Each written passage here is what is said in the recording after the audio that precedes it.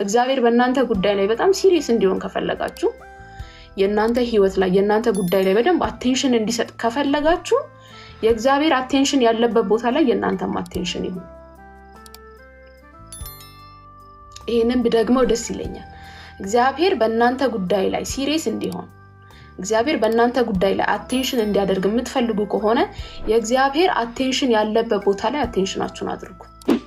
እግዚአብሔር የሚሰጥሽን ነገር የሚሰጥሽ ጸሎትሽ ውስጥ ባለው አይደለም። ጸሎትሽ የሚመሰረተው ምክንያቱ ምንድነው? የተፈለገበት ፐርፐዝ ምንድነው? ልጁ የሚታይበት ከሆነ አይኑን አያሽም እግዚአብሔር ያደርገዋል። ስጠኝና ልስጥ አለች። ስጠኝና እና አፍኒን እነ ፊናስ የሚፈነጩበትን ቤትህን ያገልግልልህ። ከኔ ቤት ክፍተት ይልቅ ያንተ ቤት ክፍተት ይበልጣልና ያንተን ቤት ያገልግልልኝ። እና ጊዜ ይወሰዳል፣ እድል ይወሰዳል። ይሄ ጤነኛ አይናችሁ እንደዚህ ሆኖ አይቀጥልም። እንደዚህ ቁልጭ እንዳላችሁ አትቀሩ። የሚወሰድበት ጊዜ አለ። ነገር ከናንተ ኮንትሮል ውጪ የሚሆንበት ጊዜ አለ። ከናንተ ሐሳብ ከናንተ እቅድ ውጪ የሚሆንበት ጊዜ አለ። እሱኛው ጊዜ ሳይመጣ በሙሉ ጤንነት እያላችሁ በሙሉ ኢነርጂ እያላችሁ የእግዚአብሔርን ቃል ብሉ፣ የእግዚአብሔርን ነገር አስቀድሙ፣ ለእግዚአብሔር ነገር ትኩረት ስጡ። እግዚአብሔር እድል በሰጣችሁ ጊዜ እድላችሁን ሚስ አውት እንዳታደርጉ።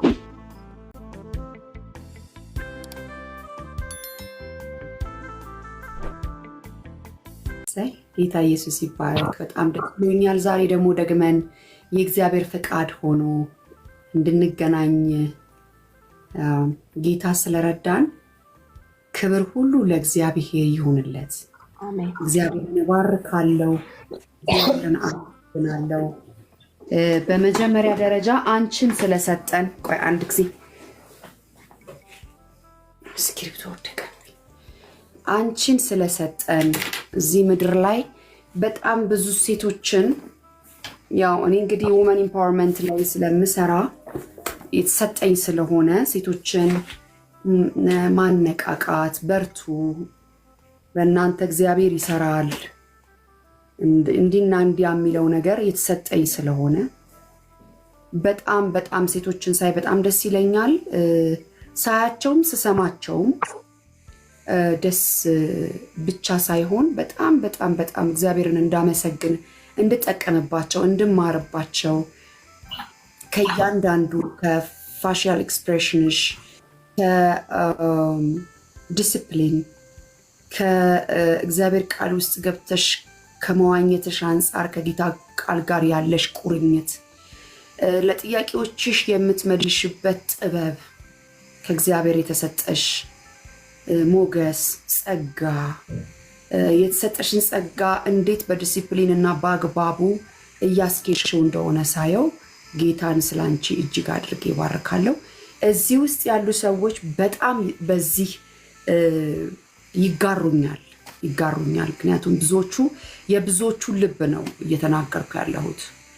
ቢካዝ በጣም ብዙ ሰው በጉጉት እንደሚጠብቅሽ፣ በጣም ብዙ ሰው ሊሰማሽ እንደሚፈልግ የእግዚአብሔር ደግሞ እቅድና አጀንዳው እንደገና ታይሙም እኔና አንቺ የምናወራበትም ታይም ስለሆነ እግዚአብሔርን እጅግ አድርጌ አመሰግነዋለሁ። እድል የሰጠን እግዚአብሔር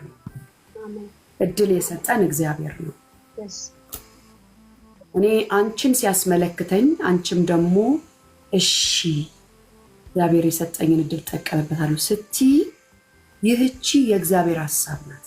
እግዚአብሔርም ደግሞ በጣም ብዙዎችን ያነቃበታል፣ ብዙዎችን ያስነሳበታል፣ ብዙዎችን ይፈውስበታል፣ ብዙዎችን ካሉበት ከተቆለፉበት ከተሸሸጉበት አራክፈው እንዲነሱ እግዚአብሔር የሚጠቀምበት ፕሮግራም ማለት 100% ፖዚቲቭ እርግጠኛ የሆንኩበት ፕሮግራም ይሄ ፕሮግራም በእግዚአብሔር መንፈስ ውስጥ ሆኜ ነው የምናገረው ይሄን እና በጣም ሲሪየስሊ ሁላችሁም እዚህ ላይ የተቀመጣችሁ ሰዎች መስኮት ላይ እንዳለ ሰው ሳይሆን ትምህርት ቤት እንዳለ ሰው ቁጭ ብላችሁ ከጌታ ዛሬ ምን ልታቀብለኝ እንደወደድክ ማወቅ እፈልጋለሁ፣ እኔ ውስጥስ ምን አለህ፣ እኔ ውስጥስ ምን ልትሰራ ታስባለህ እያላችሁ እግዚአብሔር የሚነግራችሁን ነገር በደንብ አዳምጡ፣ ተማሩ። የልብ መዘጋጀት ከሰው ነው፣ የእግዚአብሔር መልስ ደግሞ የምላስ መልስ ደግሞ ከእግዚአብሔር ዘንድ ነው ይላልና የእናንተ የልብ መዘጋጀት እግዚአብሔር ለእናንተ የሚያቀርብ ነገር እንድታስተውሉ ያደርጋችኋል ማለት ነው። እግዚአብሔርን እባርካለሁ። ከታችም ከላይም ስላላችሁ ሰዎች ጌታ ሊያቀብለን ያለውን ሁሉ እንዲያቀብለን እንጸልይና እንጀምራለን ማለት ነው። ምንም የምናባክነው ጊዜ የለንም። በተቻለ መጠን ሁላችሁም በመንፈስ እንድትሆኑ በአእምሮ በነፍስ ያለውን የዋላችሁበትን የከረማችሁበትን ምናምን ነገር ወደ ጎን አስቀምጡትና ጠቃሚውን የእግዚአብሔርን ቃል የሚያሻግረውን የሚያሳልፈውን የእግዚአብሔርን ቃል እንስማ። ከዚህ ቀን በኋላ በጣም ተርኒንግ ፖይንት የሚሆንላችሁ ሰዎች አላችሁ። ይሄን ከሰማው ባይዘው አንድ ነገር ልንገራችሁ። ሁል ጊዜ የሆነች ቀን አለች የምንቀየርበት። ያቺ ቀን ዛሬ እንድትሆን ፎከስ አድርጉ። የኔ ህይወት የተቀየረው ከዚህ ቀን በኋላ ነው የምንልበት የለም። ሁል ጊዜ የሆነች ቀን አለች። እግዚአብሔር ቻንስ ይሰጠናል። ቻንስ በጣም ይሰጠናል። ዛሬ ነው የኔ የህይወት ታሪክ የሚቀየረው። ከዚህ ቀን ጀምሮ እንደ ድሮ እንደ ቀድሞ መሆን አልቻልኩም የምንልበት ቀን የለም። እኔ አለኝ። ለምሳሌ ከዚህ ቀን ጀምሮ አንድ ጊዜ ቲክቶክ ላይ ገብቼ ድንገት ነው የገባሁት ከዛ እንዲሆነው የምትሉበት የመታሰቢያ ቀን ይሁንላችሁ በኢየሱስ ክርስቶስም። እንደ እግዚአብሔር ሴት ጸጋ እንደተሰጠው በእውነት እግዚአብሔርን ቤተክርስቲያንን በሰጠችኝ ስልጣን በዛ ውስጥ ሆኜ በጸጋው ሆኜ እናገራለሁ። ከዛን ቀን ጀምሮ እንደ ቀድሞ መሆን አልቻልኩም የምትሉበት ቀን ዛሬ ይሁን። አሜን። እኔ ይሆንልኛል። እኔ አሜን ብያለሁ። አሜን ብላለች። ይም እናንተም አሜን በሉ። ያ ቀን ያቺ ቀን ለኔ የህይወቴ ተርኒንግ ፖይንት ነች የምንልበት ቀን ትሁን።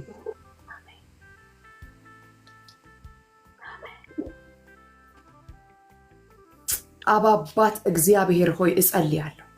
ከላይ ያሉት ከታች ያሉ ሴቶች ወንዶች ልጆችህን ሊዲያ እነ ሐዋርያት ሲያስተምሩ እነ ጳውሎስ እነሱን እንድትረዳ አእምሮዋን ከፈተላት እንደሚል የሚናገሩትን የሚያስተምሩትን እንድትረዳ አእምሮዋን ከፈተላት እንደሚል እንደ ሊዲያ በሚማሩ ጊዜ የልብ አይኖቻቸው ይከፈቱ፣ አእምሮቻቸው ይከፈቱ። በክርስቶስ ኢየሱስ ስም ጆሮአቸው የልብ ጆሮአቸው ይከፈት፣ ሰምተው የሚያደርጉ እንዲሆኑ አባት እግዚአብሔር ሆይ እንድትረዳቸው እንድታግዛቸው እጸልያለሁ። ማንኛውም አእምሮአቸው ላይ የሚያንዣብብ አእምሮአቸው ላይ ሐሳባቸውን የሚወስድ የክፉ እቅድ አጀንዳና ምክር የተገለበጠ ይሁን። እንዳይሰሙ ሐሳባቸውን የሚወስድ ነፍሳቸው ውስጥ ሆኖ የሚጮህ የክፉ መንፈስ በክርስቶስ ኢየሱስ የስም ስልጣን አሁን ጸጥ ይበል። የሰው መንፈስ ጸጥ ይበል። ነፍስ ጸጥ ትበል። አእምሮ ጸጥ ይበል። የዲያብሎስ መንፈስ ጸጥ ይበል። በጌታ በኢየሱስ ክርስቶስ የስም ስልጣን ረብሻ የሚያስነሳ ማንኛውም ቲክቶክ ላይ ሆኖ ክፉ የሚጽፍ የክፉ አጀንዳና እቅድን የያዘ ጠላት የተከራየው ጣት በኢየሱስ ስም ስልጣን ጸጥ ይበል። በጸጥታና በመገዛት ማዳመጥና ማድረግ እንድንችል በስምህ ስልጣን አንተን አስቀድመን እንጸልያለን። አንተ ቅደም።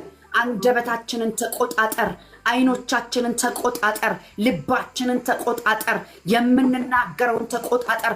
አእምሯችንን ተቆጣጠር። በዚህ ያለነውን ሁሉ ከአቤል ይልቅ በሚጮኸው ዛሬም ትኩስ በሆነው በቀራንዮ በፈሰሰው በክርስቶስ ኢየሱስ በስምህ በደምህ ኃይል እኛን ሸፍኛለሁ።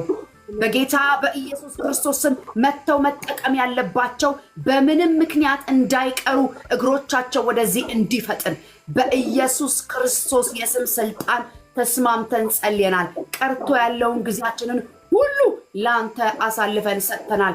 እርዳን፣ አግዘን፣ ተቆጣጠረን በጌታ በኢየሱስ ክርስቶስ ስም ጊዜውን ላንተ አሳልፈን ሰጠን። አሜን። ተፈጸመ። ሃሌሉያ ሃሌሉያ። ክብር ለኢየሱስ ክርስቶስ ይሁን። ክብር ለኢየሱስ ክርስቶስ ይሁን። በጣም የሚደንቅ የሚደንቅ የሚደንቅ የእግዚአብሔር መገኘት ሀለወቱ ሰንስ አደርጋለሁ። ይሰማኛል ይሰማኛል። የመንፈስ ቅዱስ መገኘት በደንብ ይሰማኛል ይሰማኛል ይሰማኛል። ሊልዬ በድጋሚ እንኳን ደህና መጣሽ። እንወድሻለን፣ እናከብርሻለን። ከአንቺ ተጠቅመናል። ዛሬም ደግሞ እግዚአብሔር በአንቺ በኩል እንደሚጠቅመን አምነን መተናል። እግዚአብሔር ይረዳሻል፣ እግዚአብሔር ያግዝሻል። አንደበትሽን በእውነት በእግዚአብሔር ጸጋ ይከፍተዋል። ንግግራችሁ በጨው እንደተቀመመ በጸጋ ይሁን ተብሎ እንደተጻፈ ንግግርሽ በጨው እንደተቀመመ በጸጋ የሆነ የእግዚአብሔር እርዳታ ያለበት እግዚአብሔር ብቻ ሊናገር የወደደውን ብቻ ተናግረሽ እግዚአብሔርን እንደምታገለጊው እርግጠኛ ሆኜ እነግርሻለሁ። ጌታ መንፈስ ቅዱስ ብዙዎችን በአንቺ ይቀሰቅሳል። አእምሮሽን ይጠቀማል፣ ልብሽን ይጠቀማል፣ ዓይንሽን፣ ጆሮችን፣ እያንዳንዱን የህይወት ክፍልሽን ይጠቀማል። ጌታን ስላንቺ እባርካለሁ በኢየሱስ ክርስቶስ ይሁን። ከዛ በፊት እኛ ወደዚህ ወደ እንትኑ ከመግባታችን በፊት ልትናገር የምትፈልጊው ልታስተላልፊ የምትፈልጊው እዚህ ላሉት ኦዲየንስ የልባቸው መዘጋጀት ላይ ኦር ደግሞ ከአንቺ ተሞክሮ በትምህርትሽ ውስጥ ምን ያህል እንዴት አድርገሽ እንደምትቀበይና እግዚአብሔር እንዴት እንደጠቀመሽ የሌሎች እንዲጠቅም አንቺን አይተው በጣም ብዙዎች ዋው አንቺን መሆን ይፈልጋሉ። that means ጥሩ ነገር ስላለሽ ማለት ነው። እንዴት ነው ይህንን ነገር ልታዳብሪ የቻልሽው? የመስማትን አቅም ሰው እዚህ ጋር ሊደርስ ከቻለ የመስማት አቅሙ ከፍ ያለ ነው ማለት ነው። ዲስፕሊኑ ከፍ ያለ ነው ማለት ነው። እና ይሄንን እስቲ እንደው ብትነግሪኝ እንዴት ነው ያለሽ ዲስፕሊን? እግዚአብሔርስ ለዛ ነገር ምን ያህል ቫልዩ ይሰጠዋል? እንዴት ይጠቀምበታል? ከህይወትሽ ተሞክሮ። ቴንክ ዩ ሶ ማች ኮኪዬ፣ በጣም እኔም አመሰግናለሁ እዚህ ስላለው በጣም ደስተኛ ነኝ። ያው እንግዲህ ይሄ በጣም ወሳኙ ነገር ነው ብዬ አስባለሁ። ሰው የእግዚአብሔር ቃል ላይ ያለው ትኩረት ነው እንግዲህ የህይወት ታሪኩን የሚቀይረው። ምንም ነገር ጠንቅቀን በደንብ ልንሰማ እንችላለን፣ በደንብ አቴንሽን ልንሰጥ እንችላለን። ግን የእግዚአብሔርን ቃል ጆሮ አቁሞ እንደመስማት ታሪክን መስማት ነገር የለም። በቃ የማንከስርበት ነገር ነው። ወይም ደግሞ ሁሉም ነገር ትርፍም አለው ኪሳራም አለው። ሁሉም ነገር የራሱ የሆነ ቤኔፊት አለው፣ ደግሞ እንደዛው በዛው ደግሞ ኪሳራም አለው። በፍጹም ኪሳራ የሌለበት ነገር የእግዚአብሔርን ቃል መስማት። ሰው በፍጹም አይደለም የእግዚአብሔርን ቃል ሰምቶ ከእግዚአብሔር አፍ የሚወጣውን ቃል ሰምቶ ስለ እግዚአብሔር የሆነ ነገር ሰምቶ ኪሳራ የለበትም በጭራሽ። እና እኔ እንግዲህ በቃ ባለፈውን በደንብ ቴስቲሞኒ ነግሬያቸዋለሁ ለሁላችሁም። ከዳንኩበት ጊዜ ከተወለድኩበት ጊዜ ጀምሮ በመንፈስ ከተወለድኩበት ጊዜ ጀምሮ የእግዚአብሔር ቃል የሚለው ነገር በደንብ በቃ ውስጥ ያለ ነገር በደንብ ቶሎ ጆሮዬን የሚስበኝ እንደዛ ወይም ሰው የሆነ ነገር አይቶ በጣም የወደውን ምግብ ወይ የሆነ ነገር ሲያይ ሳልቬት ያደርጋል አይደል? ብራውቂ ይመጣል። ልክ እንደዛ በጣም እንደዛም ጉዳይ የእግዚአብሔር ነገር ነው። የእግዚአብሔር ቃል ባለፈው እና በደንብ ቸርች ውስጥ አጋንንት ከሚወጣው በላይ በጣም የሞተ ሰው ከሚነሳው በላይ በጣም ብዙ አይነት ሚራክል ከማየው ይልቅ ለኔ እንግዲህ በጣም እንትን የሆነው የእግዚአብሔር ቃል በደንብ በቃ በኃይል ሲገለጥ እኔ ነፍሴ በጣም ነው የምትረካውና ያ ነገር የሆነበት ምክንያት በቃ በደንብ ለእግዚአብሔር ቃል እንትን ትኩረት ሰጠዋለኝ፣ በደንብ ለማድመጥ ሞክራለሁ። ይሄ በቀላሉ አልወርድም። የእግዚአብሔር ቃል እየሰማው ከሆነ ከዛ ነገር በደንብ አልወርድም እና የእግዚአብሔርን ቃል መስማት ለዘላለም ህይወትን የሚለውጥ ነገር ነው። ይሄ ልንደራደርበት የማይገባ ወሳኙ ነገር ነው። ስለ ሊዲያ እያወራሽ አይደለ? ጳውሎስ እየሰበከ እያለ ደንብ ትሰማው ነበረ ማለት ያስታውቃል። አሰማማ ያስታውቃል። ለመዳን የሚሆንም እምነት እንዳለ አይቶ ይላል እኮ ሄደ ጳውሎስ እና አሰማማ የእግዚአብሔርን አቴንሽን የሚስብ አይነት ነበረ። የሚስብ ነበር። የእግዚአብሔርን ቃል ስትሰሙ ይሄ ባልተከፋፈለ ማለት የሰማይና የምድር ጌታ ትልቁ ጌታ ኃያል የሆነ እግዚአብሔር እያወራ ነው በቃ እና ይሁን ሲል የሚሆንለት የሚፈጠርለት እግዚአብሔር ይሄ ትልቅ አምላክ እያወራ ነውና ምንኛ በቃ በጣም መታደል ነው። እግዚአብሔር ሲናገር የሚሰማ ሰው የእግዚአብሔር ድምጽ እዚህ ውስጥ አለ ትኩረት የሚሰጥ ሰው አቴንሽን የሚሰጥ ሰው በጣም የተባረከ ሰው ነው። ኢቭን በእግዚአብሔር ብቻ አይደለም ኮፒዬ ኖርማል ኮሚኒኬሽን ላይ ሰዎች የምትናገሪውን ነገር በጣም በትኩረት እየሰሙሽ እንደሆነ ስታቂ ደስ ይልሻል አይደል? ያደርጉትን ነገር ትተው እጃቸው ላይ ያለውን ነገር ትተው በአይናቸው በጆሮአቸው በልባቸው በደንብ አንቺን ሲሰሙሽ የሚገርምሽ ነገር መናገር ከሚገባሽ አልፈሽ በጣም የሚጠቅም ነገር እንድትኖሪ ውስጣቸው ያለው ነገር ይጋብዙሻል አንቺ። እግዚአብሔር ደግሞ እንደኛ አይደለም፣ ስሜታዊ አይደለም። እሱ የኛን ሁኔታ አይቶ በጣም እንትን የሚል አምላክ አይደለም። ግን የምንጠቀመው ግን እኛ ነን ነው። ብንሰማ እግዚአብሔር ሲያወራ ብንሰማ ግን ለዘላለም ተቀይሮ ዳዊት ነው እንደውም አይደል አንድ ጊዜ እግዚአብሔር አንድ ጊዜ ተናገረ እኔ ሁለት ጊዜ ሰማው ይልቃላል። እኔ ሰማው በቃ ህይወት የሚቀይር ንግግር ያለው እግዚአብሔር ጋር ሞቲቬሽናል ሰምተን አይደለም ህይወታችን የሚቀየረው። የሆነ ሰው ላይፍ ቴስቲሞኒ ሰምተን አይደለም ህይወት የሚቀየረው። የእግዚአብሔርን ድምጽ የእግዚአብሔርን ቃል በመስማት ውስጥ ህይወት ለዘላለም ተቀይሮ ይቀራል እና በቸርቻችንም ውስጥ በምናገለግልበትም በምንገለገልበትም ስፍራ ላይ ሰዎች የእግዚአብሔርን ቃል ይዘው እንደቆሙ ልባችን ሲያውቅ በጣም ከብዙ ነገር ወርደን የእግዚአብሔርን ቃል ለመስማት መቆም ነው።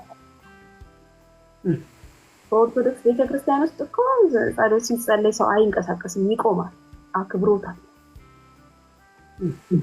ማለት እግዚአብሔር እያወራ ነው ብለው ስለሚያስቡ እኮ ነው። ኮፒ እግዚአብሔር ነው ተብሎ ስለሚታሰብ ባላቸው እውቀት ልክ ለዛ ድምጽ ይጠነቀቃሉ፣ ያከብሩታል ያንን ነገር እና እኛ ጋር ደግሞ በጣም በቃ ልማድ የሆነ ነገር አለ። አንዳንዱን ነገር ስታይ በጣም ልማድ የሆነ ነገር አለና እግዚአብሔር ከእንደዛ አይነት መንፈስ ያውጣን። እኔ በጣም ደስ የሚለኝ ሰው ምን አይነት ሰው ነው? ቸርች ውስጥ መጥቶ ቶሎ ማይለምድ ሰው በጣም እወዳለሁ። እንደዛ መሆን ነው የምፈልገው። ይሄ በአንዴ ቅልጥፍጥፍ የሚል ልምድ የሆነ መንፈሳዊ ቋንቋ ልምድ፣ መዝሙር ልምድ፣ ስብከት ልምድ እንደዛ ይሄ ሽምድድ አድርገን የምንጨርሰው ነገር አይደለም እና ከቻልን እንደዛ አንሁን። ሁሌ አዲስ ለእግዚአብሔር ነገር ሁሌ አዲስ፣ ሁሌ እንግዳ፣ ሁሌ በቃ የእግዚአብሔርን ነገር የሚጠይቅ አሳዩኝ የሚል ንገሩኝ የሚል አውቄዋለሁ በቃ ራሴ ያደርገዋለሁ ብሎ ማይቀለጣጠፍ እንደዛ እንድንሆን አይደለም እግዚአብሔር የሚፈልገውና በጣም ብዙ ነገር ለምደናል ኮኪያ። አሁን በቸርች ውስጥ በአገልግሎት ላይ ብዙ ነገር ለምደናልና ግን እግዚአብሔር ሲያወራ ለእግዚአብሔር ድምጽ ትኩረት እንደመስጠት ያለ በረከት የለም። በቃ ህይወት ይቀየራል። የምንሰማው የእግዚአብሔር ቃል ውስጥ የትኛው ፓርት የኛን ነገር እንደሚቀይር አናቅ። የትኛው ፓርት ላይ መጥቶ ነገራችንን እንደሚሰራ አናቅ። ነገር ግን በቃ በጣም በትኩረት የእግዚአብሔርን ቃል ስንሰማ እግዚአብሔር ለኛ የሚሆነውን ነገር ይለቅልናል። አሁን ያው እንደምታውቂው ነው ዘመኑ ትንሽ ከባድ ነው። የትኩረት አቅማችንን በጣም በልቶብናል። የትኩረት አቅማችን በጣም ተበልቷል አሁን እና አንዳንድ ጥናቶችን ስታይ አሁን ህፃናት ከአንድ ነገር ላይ ትኩረት የማድረግ አቅማቸውን ስታይ ከ7 እስከ 10 ሰከንድ ነው ይላል ህፃናት አንድ ነገር ላይ ትኩረት። ከዛ በኋላ ቶሎ ይሰለቻሉ፣ አይችሉም። የ40 ደቂቃ ትምህርት ብትከፍችለት ህፃን ልጅ አይቀመጥም፣ አይሰማም። ምክንያቱም እድሜው ያንን አይፈቅድለትም። እያደግሽ በመጣሽ ቁጥር እድሜሽ እየጨመረ በመጣ ቁጥር ግን አንድ ነገር ላይ ትኩረት የማድረግ አቅምሽ ጠቃሚነቱ ላይ ይወሰናል፣ የነገሩ ጠቃሚነት ላይ ይወሰናል። ግን አሁን የሶሻል ሚዲያ አንዱ ቻሌንጅ ምንድነው? ትንሽዬ ነገር ነው የሚያጎርሰን እና ከደበረን ደግሞ በፈለግነው ሰዓት ስክሮል የማድረግ አቅም አለን። ስለዚህ 40 ደቂቃ እና 1 ሰዓት የእግዚአብሔርን ቃል ማንበብ መጸለይ የሚለው ጉዳይ እኛ ጋር አንኮንሽስሊ እየተበላሸ መጣ ማለት ነው። አሁን ሰዎችን ስታይ አንድ ነገር ላይ ስፔንድ ማድረግ አይችሉም ታይም፣ በጣም እንትኑ እየተበላሸ ስለመጣ ማለት ነው። ይሄ ደግሞ ሳይታወቀን ጠላት የሰራብን ነገር ነውና ሰው ለእግዚአብሔር ቃል ጊዜ ካጣ፣ የእግዚአብሔርን ቃል ለመስማት የእግዚአብሔርን ነገር ለማድረግ ለመስማት ጊዜ ካጣ በህይወቱ እየሞተ ነው ያለውና እዚህም ላላችሁ ወዳጆቻችን የምናገረው ነገር ገስትም ላይ ላላችሁ ታችም ሆናችሁ ለምትሰሙት ማለት የምፈልገው ነገር የእግዚአብሔር ቃል ላይ በጣም ሲሪየስ ይሄ መሰረታዊ ነገር ስለሆነ ማለት ነውና እንግዲህ በሚኖረንም ቆይታ እግዚአብሔርን በደንብ ይረዳል። ድጋሚ ምንድነው ያልኩት? የእግዚአብሔር ትኩረት በእናንተ ነገር ላይ እንዲሆን፣ እግዚአብሔር በእናንተ ጉዳይ ላይ በእናንተ ህይወት ላይ ሲሪየስ እንዲሆን የምትፈልጉ ከሆነ የእግዚአብሔር ትኩረት ያለበት ቦታ ላይ የእናንተ ትኩረት ይሁን። አንዳንድ ጊዜ ኮኪያ አሁን አንዳንድ ሰዎች የያዙት ነገር ላይ በጣም ትኩረታቸውን የሚያደርጉ ሰዎች አሉና መተሽ ስጠሪያቸው ስታናግሪያቸው አይን የማይነቅሉ ሰዎች አሉ፣ የያዙት ነገር ላይ ትኩረታቸውን የሚያደርጉ ማለት ነው። ስለዚህ ግዴታ የነሱን አቴንሽን ለማግኘት ከፈለግሽ ማድረግ ያለብሽ አንድ ነገር ነው፣ እየሰሩት ስላሉት ነገር አስተያየት መስጠት። እቺን እኮ እንደዚህ ብታደርጋት ብለሽ ስትዩ የሱ አቴንሽን ያለበት ቦታ ላይ ያንቺ አቴንሽን ስለገባ ኮኔክት ታደርጋላችሁ ከዛ ሰው ጋር። ከዛ ሳይወድ በግድ ላንቺ አቴንሽን ይሰጥሻል። ስለዚህ የእግዚአብሔር ይሄን ነገር አሁንም ድገሚው ይወላችሁ። ትንሽ ነገር አይደለም እየተናገረች ያለችው፣ በደንብ አዳምጧት። በምሳሌ እሺ አንድ ሰዓሊ ስዕል እየሳለ ነው ያለው። ስለዚህ እናንተ የራሳችሁን ጉዳይ ይዛችሁ መጣችሁ እዛ ሰዓሊ ጋር፣ በጣም ስሜት ውስጥ ሆኖ በተመስጦ ሆኖ እየሳለ ነው ያለው ያ ሰው። እናንተ ደግሞ በጣም አርጀንት ጉዳይ ይዛችሁ መጣችሁ እዛ ሰው ጋርና ያ ሰው እንዲያወራችሁ ይዛችሁ ለመጣችሁት ጉዳይ መፍትሄ ሐሳቦችን እንዲሰጣችሁ ፈልጋችኋል። ሰውየው ደግሞ በቀላሉ እየሳለ ካለው ስዕል ላይ አቴንሽኑን ማንሳት አይችልም። ወደ እናንተ ሐሳብ ዘሎ መምጣት አይችልም። ስለዚህ እየጠራችሁት የሆናችሁትን እየነግራችሁት፣ ግን ሰውየው ስቲል ስዕል ላይ ነው ያለው፣ እየሳለ ነው ያለው። ስለዚህ ያላችሁ ምርጫ አንድ ነው። ይሄ ሰው እየሳለ ስላለው ስዕል ወሬ ማውራት አለባችሁ ማለት ነው። እያደረገ ስላለው ነገር እቺን እኮ እንዲህ ብታደርጋት ወይም እየሳልከው ያለው ነገር እንዴት ደስ ይላል፣ ምን አይነት ስሜት ነው ላንተ እየሰጠህ ያለው ብትሉት፣ ግን በቀላሉ የሰውየውን አቴንሽን ካቻፕ ማድረግ ትችላላችሁ። ልክ the same thing ነው እግዚአብሔር ጋር ስትመጡ። የእግዚአብሔር አቴንሽን የቱ ጋር ነው ያለው? የእግዚአብሔር አቴንሽን ምንድነው? አሁን እኛ ሰማይ ያለውን ሁሉ ይላል መጽሐፍ ቅዱስ ቆላስይስ ላይ ነው አይደል ሲናገር፣ እግዚአብሔር ያለውን ሁሉ በልጁ እንዲሆን በክርስቶስ እንዲሆን ወስኗል ይላል። ስለዚህ ባይ ዲፎልት ምን እያለ ነው? የእግዚአብሔር አቴንሽን ልጁ ነው፣ ክርስቶስ ነው። ኮኪዬ መተሽ ኢየሱስ ካልሽ የእግዚአብሔር አቴንሽን ነሽ አንቺ። ለምን? የእግዚአብሔር አቴንሽን የሆነውን ጉዳይ ያንቺ አቴንሽን አድርገሽዋል፣ ያንቺ ዋና ጉዳይ አድርገሽዋል። ሰማይ ዋና ያደረገውን አንቺ ዋና አድርገሻል። ስለዚህ ሳትወጂ በግድሽ የእግዚአብሔር ትኩረት ባንቺ ላይ ይሆናል ማለት ነው። ስለዚህ እግዚአብሔር የሊሊ ህይወት ላይ አቴንሽን እንዲሰጥ፣ እግዚአብሔር በኔ ጉዳይ ላይ ሲሪየስ እንዲሆን ከመጸለይ በፊት ማድረግ ያለብኝ ነገር ምንድነው? ሰማይ አቴንሽን የሰጠውን ጉዳይ ነው እኔ አቴንሽን መስጠት ያለብኝ፣ ትኩረት መስጠት ያለብኝ፣ ፕራዮሪቲ መስጠት ያለብኝ፣ አንደኛ ማድረግ ያለብኝ ሰማይ ፍለፊት ያደረገውን ነገር ነው፣ ቅድሚያ ያደረገውን ነገር። እሱን ፍለፊት አድርጌ በሰማይ አለመታየት አልችልም፣ መደበቅ አልችልም፣ የሰው እጅ ሊከልለኝ አይችልም። የሰዎች ክፉ ሐሳብ መጨረሻ ሊያደርገኝ አይችልም። ለምን? ሰማይ ፊት ለፊት ያደረገውን ፊት ለፊት አድርጌያለሁ። ባይዘው ይሄ በጣም ሲምፕል ነገር ነው። የትኛውም ካምፓኒ ላይ ኮኪዬ ሄደሽ ስትቀጠሪ ካምፓኒው ፐርፐዝ አድርጎ የያዘውን ነገር ጎል ያደረገውን ነገር ዋና ያለውን ነገር ይዘሽለት የምትሮጪ ከሆነ አንቺን ሆነር አለ ማድረግ አይችልም። ለምን? የሚፈልገውን ነገር አድርገሻል። በቃ ገባሽ አይደለ? ስለዚህ አንቺን ፕሮሞት ማድረግ በደንብ ነው እንትን የሚጨምርልሽ፣ ከፍታ የሚጨምርልሽ። ለምን? የካምፓኒውን ፐርፐዝ አግኝተሽዋል። ለዛ ፐርፐዝ እየተጋሽ ነው ያለሽ። ስለዚህ በእግዚአብሔር ፊት አቴንሽን ለማግኘት ብዙ አትድከሙ፣ አትጋጋጡ። ሰዎች የሚሏችሁን 16 መስፈርት ምናምን የሚሏችሁ ነገር ተው። ሰማይ አቴንሽን እንዲሰጣችሁ እናንተ ቤት ላይ የሰማይ አቴንሽን እንዲሆን ትኩረት እንድትሆኑ ከፈለጋችሁ እግዚአብሔር ዋና ያለውን ነገር ዋና አድርጉት። እግዚአብሔር ይሄ ነው የኔ አቴንሽን ያለው ጉዳይ ላይ እዛ ላይ የናንተ አቴንሽን ይሁን። የዛን ጊዜ ነገር ይስተካከላል።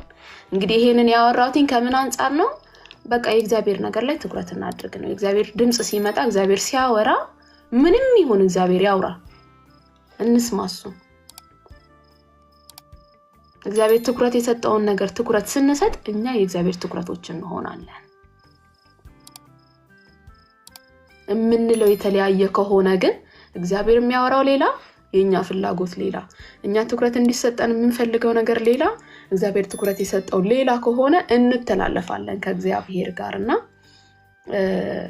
ኢየሱስም መጥቶ በምድር ላይ ሲመላለስ የእግዚአብሔርን ወይም የሰማይን ዋና አጀንዳ ነው ይዞ የተመላለሰው። ለዛ ነው ኢየሱስ ብዙ ጊዜ ሲያወራ እኔ ከራሴ አይደለም የምናገረው ይላል። የራሴን ፈቃድ አይደለም የምናገረው፣ የራሴን ሐሳብ አይደለም የምናገረው፣ አብ የነገረኝን ከአብ የሰማሁትን ከአብ የተማርኩትን ከአባቴ የሰማሁትን የሚለው ለዛ ነው። እዚህ መጥቶ ምድር ላይ መጥቶ እሱ የተሰማውን ስሜት አይደለም የኖረው፣ ይዞ የመጣውን ወይም በሰማይ ስላሴ የፈረመበትን የወሰነውን ያጸደቀውን ያንን ህይወት ነው ምድር ላይ መጥቶ የኖረው። እና ከዚህ በፊት ሊሊም ስትናገር ሰምቻለሁኝ። ሊሊ ዘማሪዋና ማስታወቂያ የሚሰሩ ሰዎች አለች ሲቀረጹ የተሰጣቸውን ፕሮዳክት ነው እንጂ የሚያስተዋውቁት ስለራሳቸው፣ ስላለባበሳቸው፣ ስለቁመናቸው፣ ስለመልካቸው አያወሩ። አላማው እሱ አይደለም። ካሜራው እነሱ ላይ ትኩረት የሚያደርገው ፕሮዳክቱን የሰጣቸው አካል ትኩረት እንዲያደርጉ የፈለገው ነገር ላይ ትኩረት ካደረጉ ብቻ ነው። ትኩረታቸው ራሳቸው ላይ ከሆነ ካሜራው ከነሱ ዞር ይላል። በቃ በሰማይም ልክ እንደዚህ ነው። እግዚአብሔር ትኩረት የሰጠውን ነገር ትኩረት እንስጥ እና ለዛ ነው ኮኪዬ ሐዋርያት ሥራ ምዕራፍ 6 ላይ የተፈጠረውንም ነገር ካየሽ ሐዋርያቶች እንዴት ቀጠሉ ካልሽ፣ እንዴት የክርስቶስ ወንጌል ቀጠለ ካልሽ ሐዋርያት ሥራ ምዕራፍ 6 ላይ የተፈጠረው ነገር ምንድነው? በኢየሩሳሌም ይኖሩ የነበሩ አይሁዳውያን ነበሩ። ምዕራፍ 2 ላይ ደግሞ እንደምታስታውሹ ብዙ ዳያስፖራዎች ጂው ናቸው ራሳቸው፣ ግን ይሄ ሄለናይዝ የሆኑ ወይም በጣም የሰለጠኑ ግሪክን በደንብ የሚያውቁ ናቸው፣ ግን ጂው ናቸው፣ የተማሩ ሰዎች ናቸው።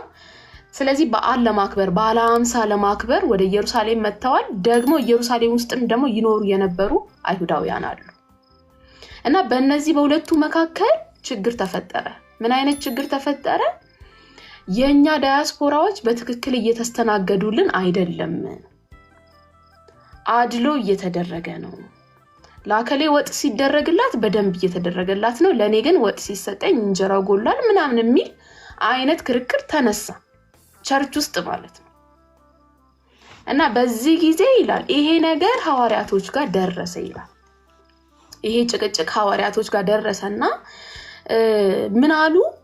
እንግዲህ እኛ አሉ በጣም ይገርመኛል ኮኪዬ የወሰኑት ነገር የእግዚአብሔርን ቃል ትተን ጸሎት ትተን አገልግሎት ትተን ማዕድ እናገለግል ዘንድ የሚገባ ነገር አይደለም።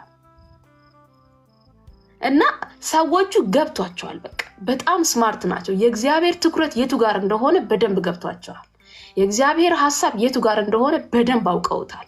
ማዕድ ጋር እንዳልሆነ እንጀራና ወጥ ጋር እንዳልሆነ የእግዚአብሔር ሐሳብ ገብቷቸዋል።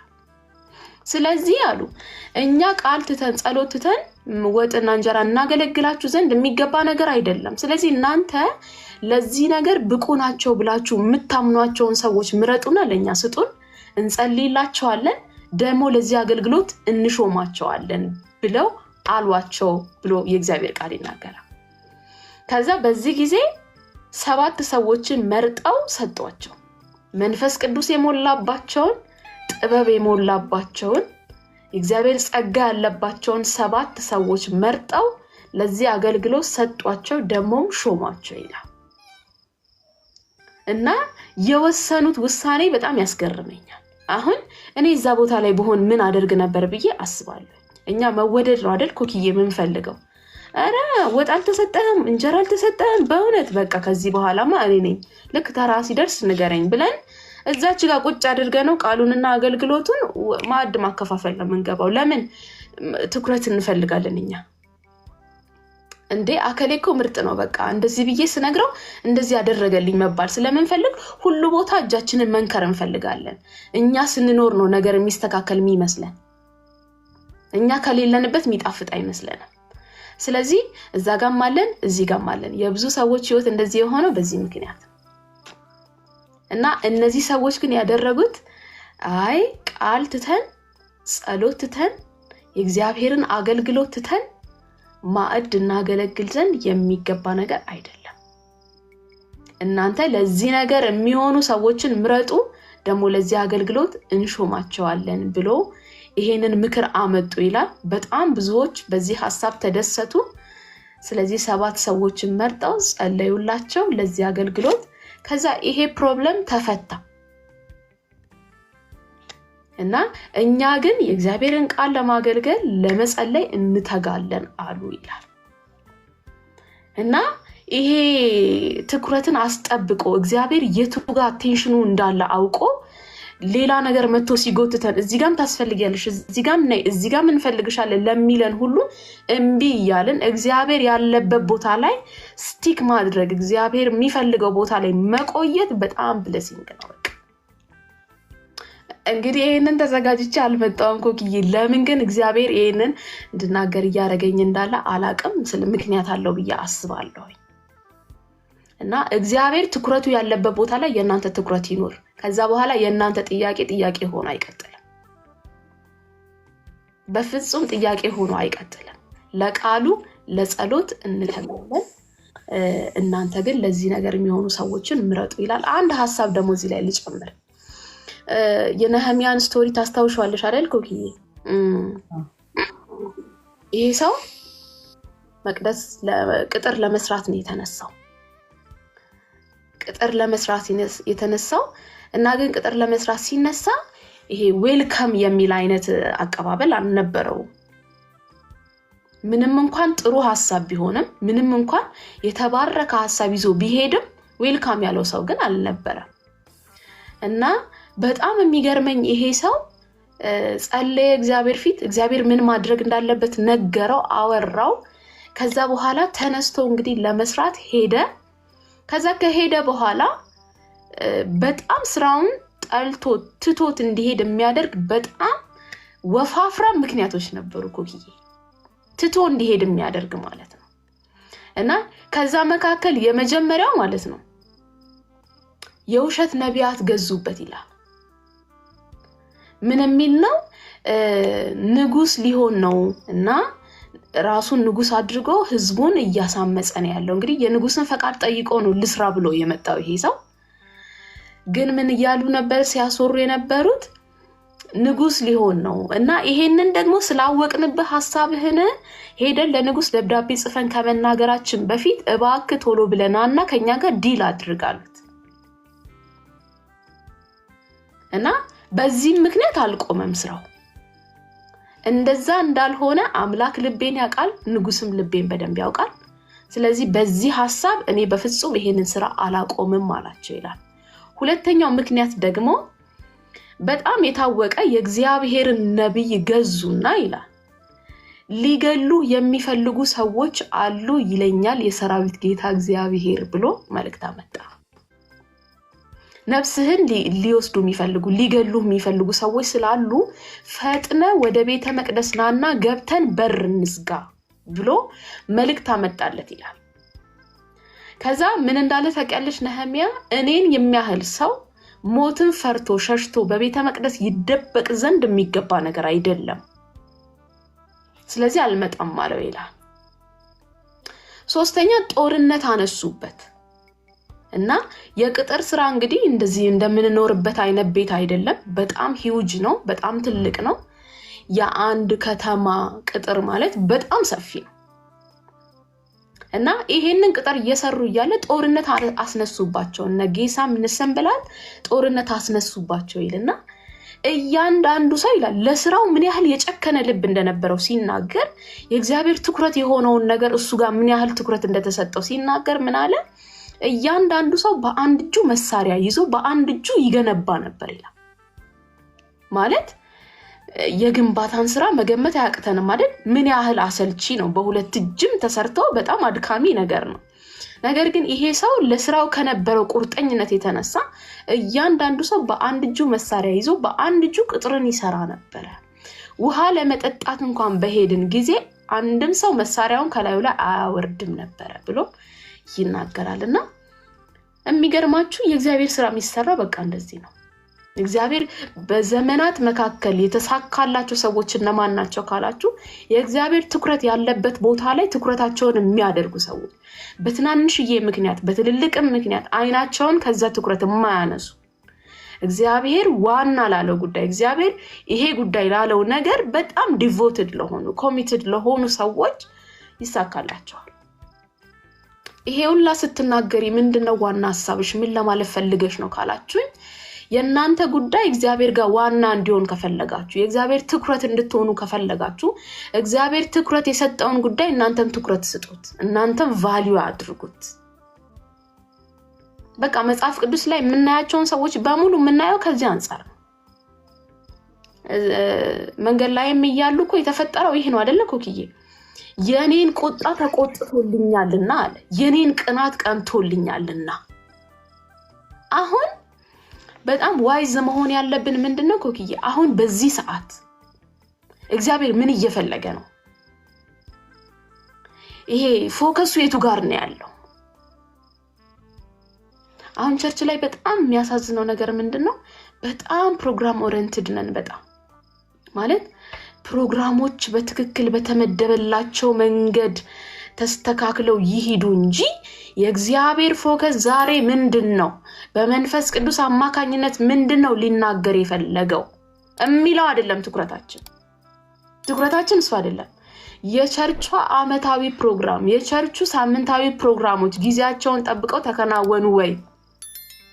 አቴንዳንስ ተይዟል ወይ? እና ከሌ መጡ ወይ ነው እንጂ እግዚአብሔር ዛሬ በምን አይነት መንገድ ራሱን ለኛ ሊገልጥ ፈለገ?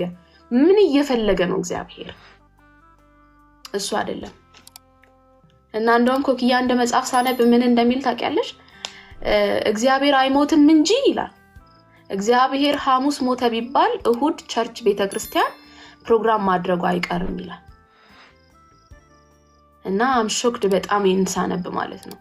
እግዚአብሔር አይሞትም እንጂ እግዚአብሔር ሐሙስ ሞተ ቢባል የዘንድሮ ቤተክርስቲያን እሁድ ቸርች ከፍታ ፕሮግራም ከማድረግ አትመለስም።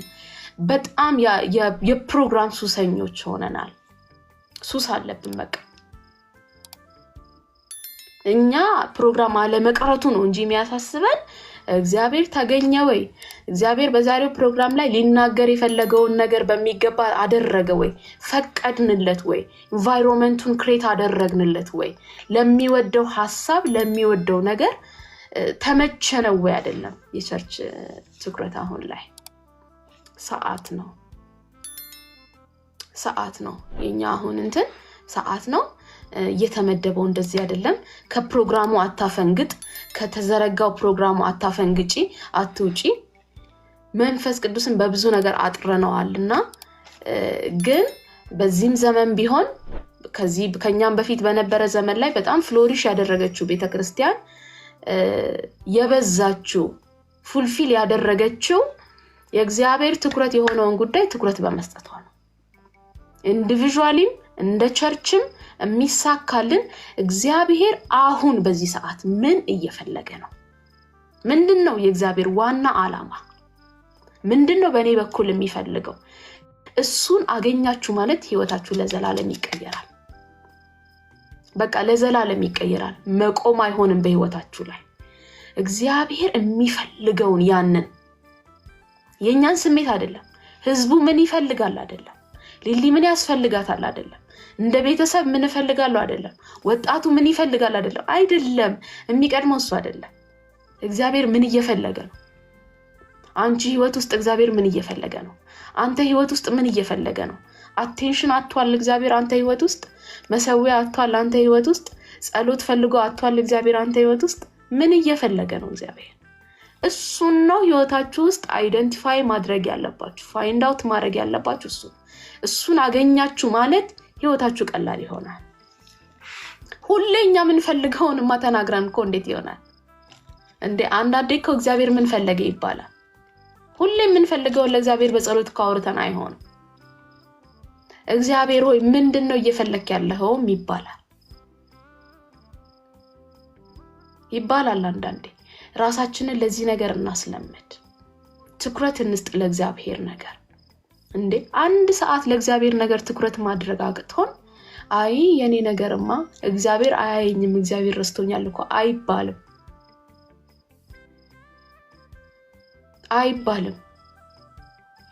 እግዚአብሔር ዋና ያደረገውን ነገር ዋና በማድረግ ይባርካል።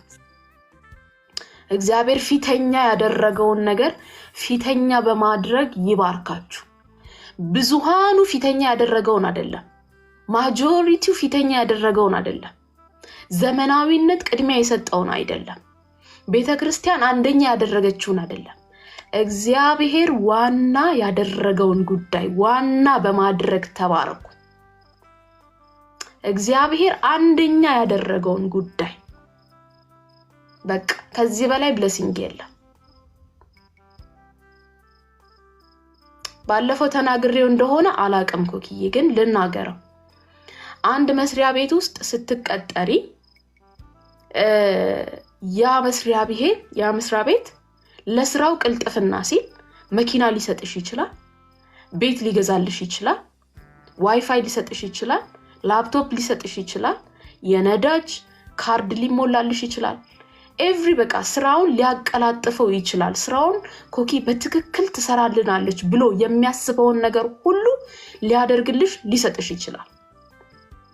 ያንን ሲሰጥሽ ግን ኮኪ በጣም ጥሩ ሴት ስለሆነች ቆንጆ ስለሆነች አስተሳሰቧ ስለሚያምር ከሌላው ተቀጣሪ የተሻለች ስለሆነች አይደለም። ዓላማው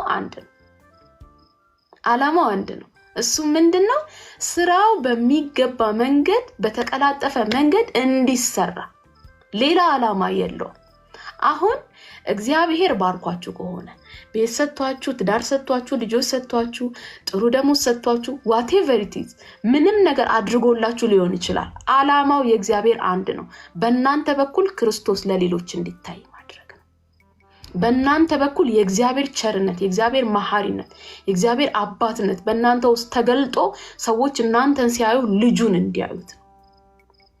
ለዛ ነው ቆላስይስ ላይ ቅድም ያልኳችሁ ቃል እግዚአብሔር ሙላቱ ሁሉ በክርስቶስ እንዲሆን ወዷልና ሰማይ ያለውን አካውንት ውስጥ ያለውን ነገር በሙሉ ማን ውስጥ አደረገ? ኢየሱስ ውስጥ አደረገ።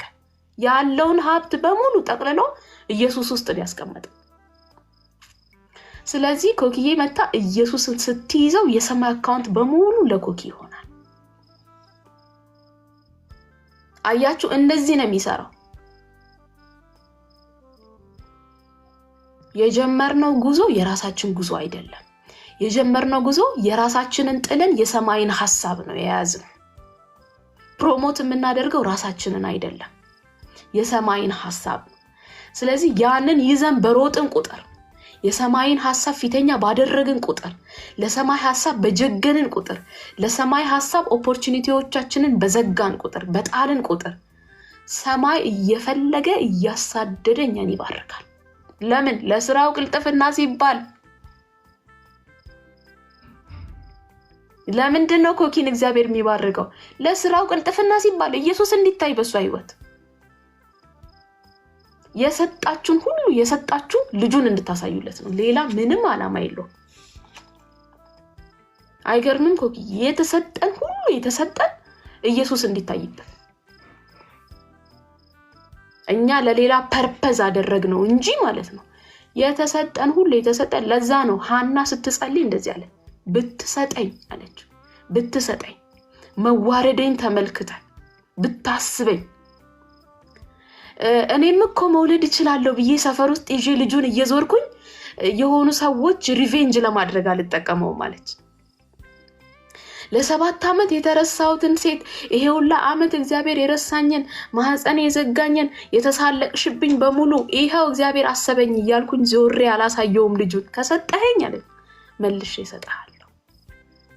አይገርምሽም? እግዚአብሔር ባንዳፍ አለ። ለካ እግዚአብሔር እየጠበቃት ያለው ይሄን ድምጽ እስክታወጣ ነው። ባይዘዌ አሁን ኮኪዬ ምንድነው እግዚአብሔርን ስጠኝ ብለሽ እየጸለይሽ ያለሽው ነገር? ያንተን ቤት ይስራ ስጠኝና መልሼ ልስጥ አልጓጓለትም ማለት እግዚአብሔር ሰማ ይላል። ይሄንን ጸሎት አይገርምም? ሰማ ይላል። እና ይሄንን ጸሎት ከጸለየች ቀን ጀምሮ አንድም ቀን ፊቷ ሀዘንተኛ ሆኖ አልታየም ይላል። ገና እግዚአብሔር ምንም አላላትም እኮ ገና እኮ ማርገዟን አላወቀችም እኮ እሺ ማለቱን እግዚአብሔር እኮ አላወቀችም። ከዛን ቀን ጀምሮ ግን ምክንያቱም ትክክለኛ ጸሎት እንደጸለየች በቃ ገብቷታል። ለቅሶ አበቃ ከዛን ቀን በኋላ። ኢየሱስ ጌታ ነው። እናንተ እግዚአብሔር ምን እያለ እንዳለ እኔ አላውቅም። እግዚአብሔር ግን በደንብ እያወራ እንዳለ አውቃለሁ።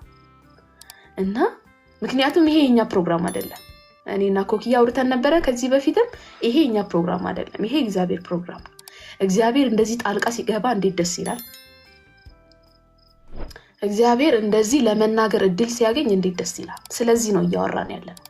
ቤተክርስቲያን አሁን አታለች የምንለው ነገር ይሄንን ነው። አይ እኛ ባሰመርነው መስመር ካልሆነ በፍጹም ቤተክርስቲያን አሁን እንደዚህ ነው እያለች ያለችው።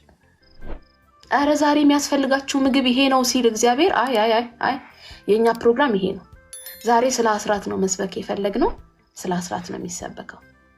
አረ ቅድሚያ የሚሰጠው ጉዳይ አለ ሲል እግዚአብሔር ኖ ሩም የለንም ለሱ።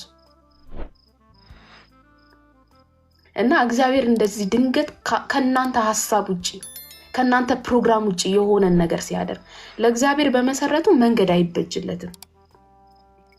መስመር ተሰምሮለት በዚህ ጋና እሺ አይባልም። እግዚአብሔር አይባልም። እግዚአብሔር መስመር ተሰርቶለት በዚህ ጋና አይባልም። በወደድከውናና አግኘን ነው በቃ የሚባለው እግዚአብሔር።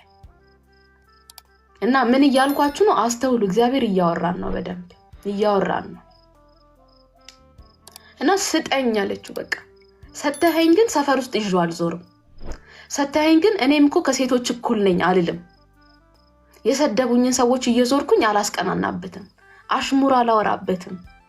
ሰተኸኝ መልሼ እሰጥሃለሁ አለች። እና እግዚአብሔር ሰማ ይሄንን ጸሎት።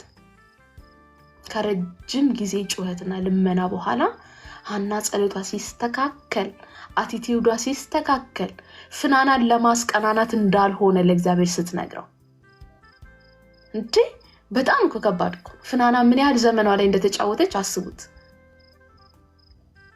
አንድ ቀን እንኳን እሷን ሳላሳያት ይሄው እችላለሁ ሳትል ለእግዚአብሔር ሰጠችው። አይገርምም? እና ምን እያልኳችሁ ነው? የተሰጣችሁ ሁሉ የተሰጣችሁ ኢየሱስን ለማሳየት ነው። ምናልባት ራሳችሁን እያሳያችሁበት ከሆነ አላቅም። እግዚአብሔር የሰጣችሁን ነገር ሁሉ የሰጣችሁ። ይሄንን ስለ ገንዘብ ብቻ አይደለም። ጤንነት የተሰጣችሁ ኢየሱስ እንዲታይበት ነው። አንደበት የተሰጣችሁ ኢየሱስ እንዲታይበት ነው። እጅ እግር የተሰጣችሁ እሱ የሚወደውን ልታደርጉበት ነው። ምክንያቱም ከዚህ በኋላ ለራሳቸው ሳይሆን ለሞተላቸው እንዲኖሩ አንዱ ስለሁሉ ሞተ ነው የሚለው። ከዚህ በኋላ እኔ የምኖረው የራሴ ኑሮ የለኝም። ለዛ ነው ጳውሎስም እኔ ከእንግዲህ በኋላ ሞቻለሁ። አሁን የምኖረው ኑሮ የኔን አይደለም፣ በሞተልኛል፣ በወደደኝ በሱ ላይ ባለኝ እምነት የምኖረው ኑሮ ነው እንጂ የኔን ጨርሻለሁ። የኔ ተወራርዶ ተቀናንሶ አልቋል። አሁን የምኖረው ኑሮ በወደደኝ ላይ ባለኝ እምነት።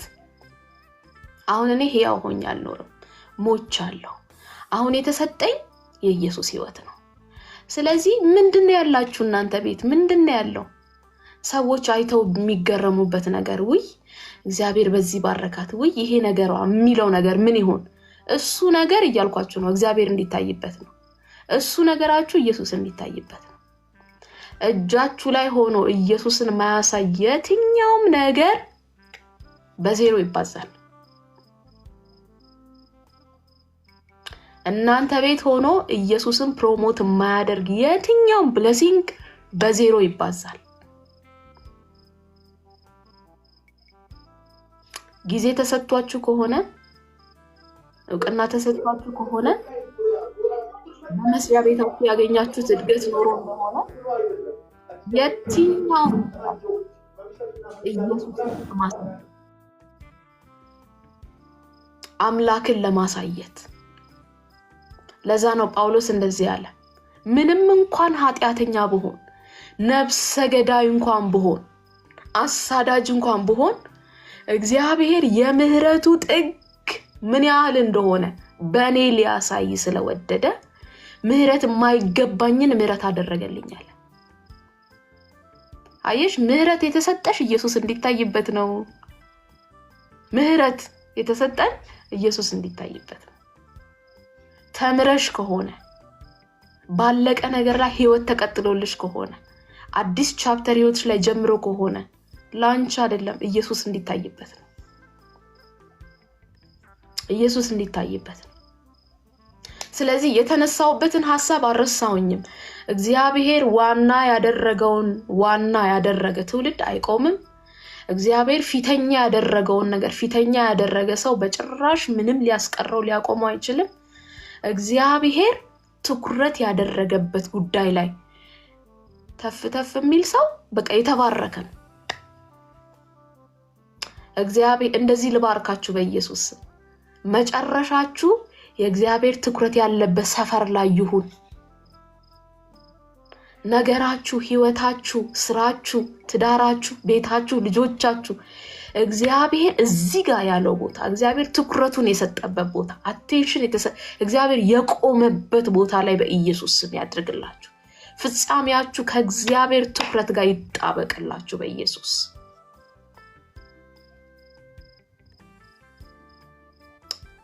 ኢየሱስ ጌታ ነው። ይሄ እንዴት ያለ መባረክ ነው! ይሄ እንዴት ያለ ብለሲንግ ነው! ጆዬ እንደዛ ነው አይደል የዘመረው? ኩክዬ በፈቃድ ስር ይሁን መቃብሬ፣ ሐሳብ ያለበት ቦታ ላይ ይሁን መቃብሬ። ክብር ለኢየሱስ ይሁን። ያው እንግዲህ ትንሽ ጥያቄ ነው የጠየቅሽኝ፣ ግን እግዚአብሔር ይመስገን በደንብ በቃ እግዚአብሔር ደግሞ በሚፈልገው መንገድ አውርቷል ብዬ አስባለሁ።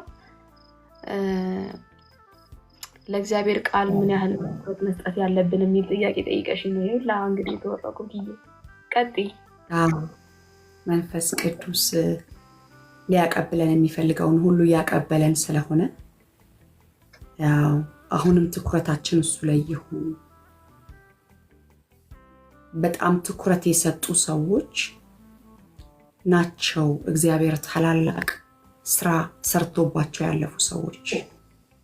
ለእግዚአብሔር ትኩረት የሰጡ የመንፈስ ቅዱስን ድምፅ አድምጠው ያደረጉ፣ ቢሰማቸውም ባይሰማቸውም የታዘዙ። ይህ እንዴት ሊሆን ይችላል? ጥያቄ። ቀጥሎ አይ መንፈስ ቅዱስ ጸልይብሻል፣ እንዲህ ይሆናል፣ እንደዛ ይሆናል ነው። እንደ ቃልህ ይሁንልኝ። ከዛ በፊት ተጸንሶ ያውቃል? ድንግል ጸንሳ ታውቃለች እንዴ? አታውቅም። እኛ እኮ ማርያምን ስላነበብን ነው የሚቀለነው። ከዛ በፊት ተደርጎ የማይታወቅን ነገር ለማድረግ ግን ትኩረት መታዘዝ፣ ትኩረት ካደረግን እመኑኝ እንሰማለን። ለሰማነው ነገር ደግሞ የመታዘዝ ልብ እንዲኖረን ይሆናል። ታዘዝን ማለት ደግሞ የእግዚአብሔር ሐሳብ ተፈጸመ ማለት ነው። ለዚህ ነው ከዛ በፊት ልጅህን ሰዋልኝ የተባለ የለም።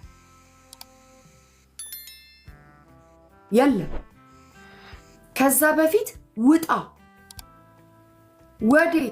ወዴት እንደሚሄድ ሳያውቅ ወጣ የሚባል ታሪክ የለም። አሁን እኮ እኔና እናንተ አብርሃምን አይተን ወይ አብርሃምም እኮ እንዲያርጓል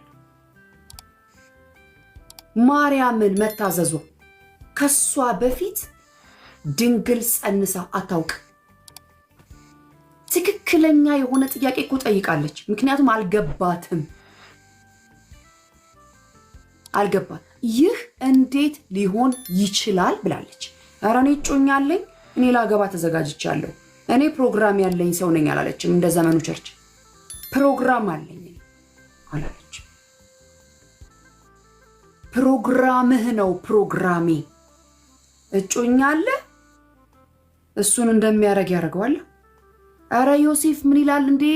እኔ እኮ ታጭቼ እኮ ላገባ እኮ የተዘጋጀው ሰው ነኝ፣ ራሴን ጠብቄ ምን ማለት ነው አላለች። ያለችው መንገዱ እንዴት ነው ያለችው። ይህ እንዴት ሊሆን ይችላል?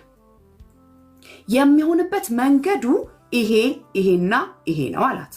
ነው እንግዲያውስ አለች ከአንድ እንደ ቃልህ ምን ይሁንልህ። ሌላ የቀረውን ጋድ ዲል ያደርገዋል አይደል? ትኩረት አድርገን እግዚአብሔር ያለንን ነገር በመታዘዝ ውስጥ ስንሄድ ሌላ ለእኛ ጥያቄ የሆነብንን ነገር ራሱ ቴኬር ያደርገዋል። ለምሳሌ ዮሴፍን ቴኬር እንዳደረገው አይደል?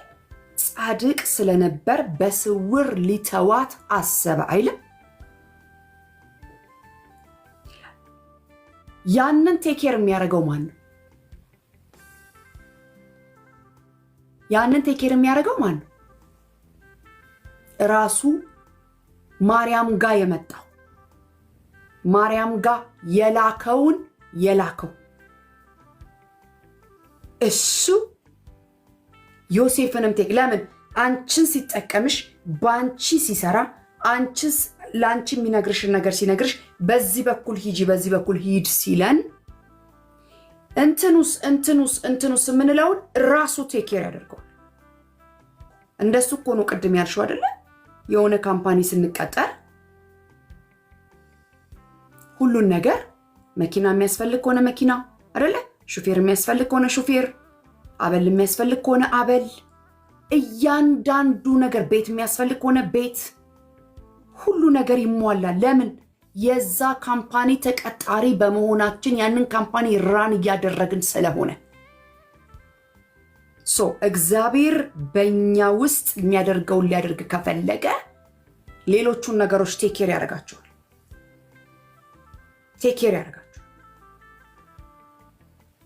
ከዛ ደግሞ እኛ ትኩረታችን እግዚአብሔር ላይ ሲሆን ቅድም እንዳለችው ከሌልዬ ሀሳብ አልወጣም። ለምን? መንፈስ ቅዱስ እዛው ጋር ነው ያለው። ትኩረት አድርጋ እንቁልልጭ ልልልበት ነው ሳይሆን ስጠኝና ልስጥህ ብላ ስትል አይደለም። ሌላ ሰው ካህን እንኳን እኮ ስቷት ነበር አይደል? ካህን ስቷት ነበር። እስከ መቼ ነው ይሄ ወይን ጠጅሽ? አይደለም ጌታዬ ብላ የምትለውን ካለች በኋላ በጣም የሚገርመኝን ቦታ ልጥቀስና ወደ ሊሊ ይመለሳለሁ። ታስታውሻለሽ? ከዛም በኋላ ሀዘን ፊቷ ላይ አልታየም። ከዛ በኋላ ጡት አስጥዬ ነው የምወስደው አለች።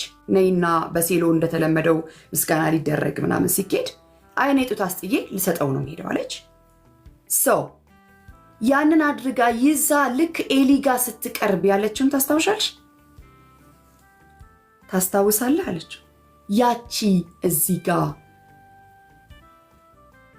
በእግዚአብሔር ፊት ታለቅስ የነበረችት ብላ ስትል የተፈጸመው ነገር ምን መሰላችሁ?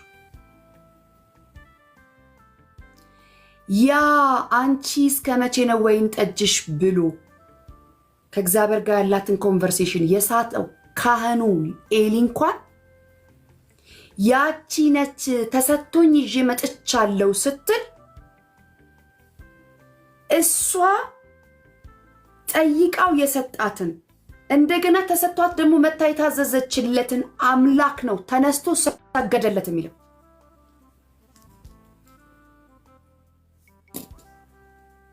ክብር ለማን ሰጠ? ፐርፐዙን ላዘጋጀው ለእግዚአብሔር። አያችሁ፣ እሷ ትኩረት ሰጣ ሌሎችን ትኩረት እንዲሰጡት አደረገች።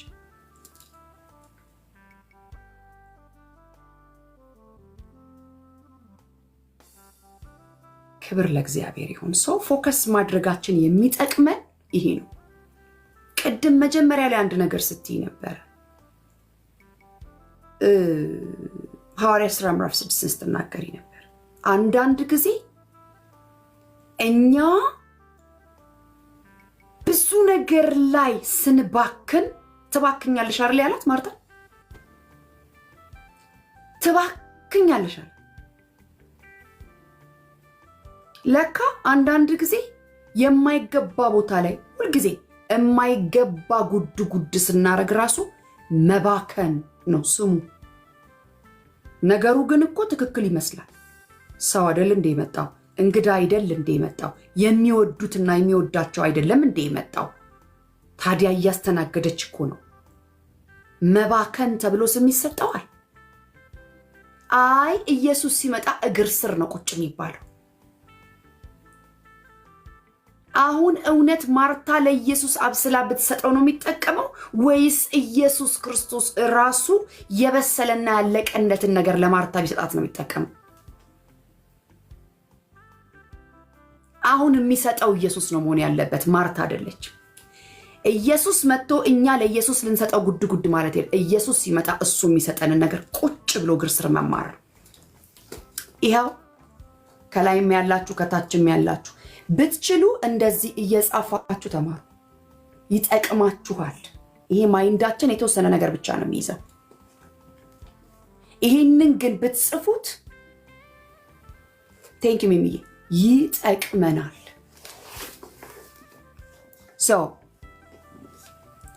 ይህን ሁሉ ነገር እግዚአብሔር ሲያስተምረን የነበረው ትኩረት፣ ለእግዚአብሔር ቃል ትኩረት፣ ለእግዚአብሔር ሐሳብ አጀንዳ ትኩረት። እግዚአብሔር ምን ላይ ነው ያተኮረው? እግዚአብሔር ያተኮረው ነገር ላይ እኛ ስናተኩር አይደለ? እግዚአብሔር እኛ ላይ ያተኩራል። እግዚአብሔር ይባርክሽ፣ ዘመንሽ ይባረክ።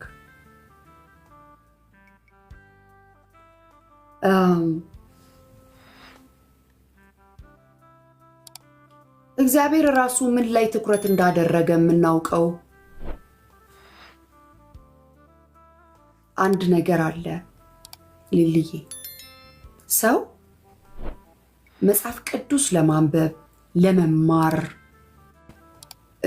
በዚህ ነገር ውስጥ በቃ ለመጠመቅ ውስጡ ለመዋኘት በጣም ዳገት ይሆንበታል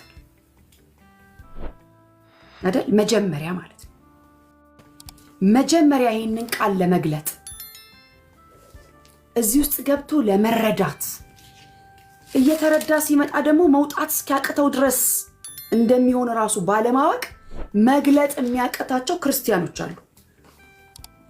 መጽሐፍ ቅዱስ መግለጥ ከገለጡትም በኋላ ደግሞ እዛ ጋር መቆየት አይደለም፣ ትኩረት መስጠት አይደለም፣ ለደቂቃ ከዛ አካባቢ ላይ እንደው ምንም ማድረግ እስከማይችሉ ድረስ እየሆኑ ላሉ አይ እኔ በቃ አንድ እንባዬ ያቀራል፣ እንቅልፌ ይመጣል፣ ያዛጋኛል፣ ሐሳቤ በታተናል፣ ምን ያልተደወለ ስልክ ሁሉ በዛ ሰዓት ነው የሚደወለው፣ በቃ ይሄና ያ ነው ለሚሉ ሰዎች ምን ትመክሪያለሽ?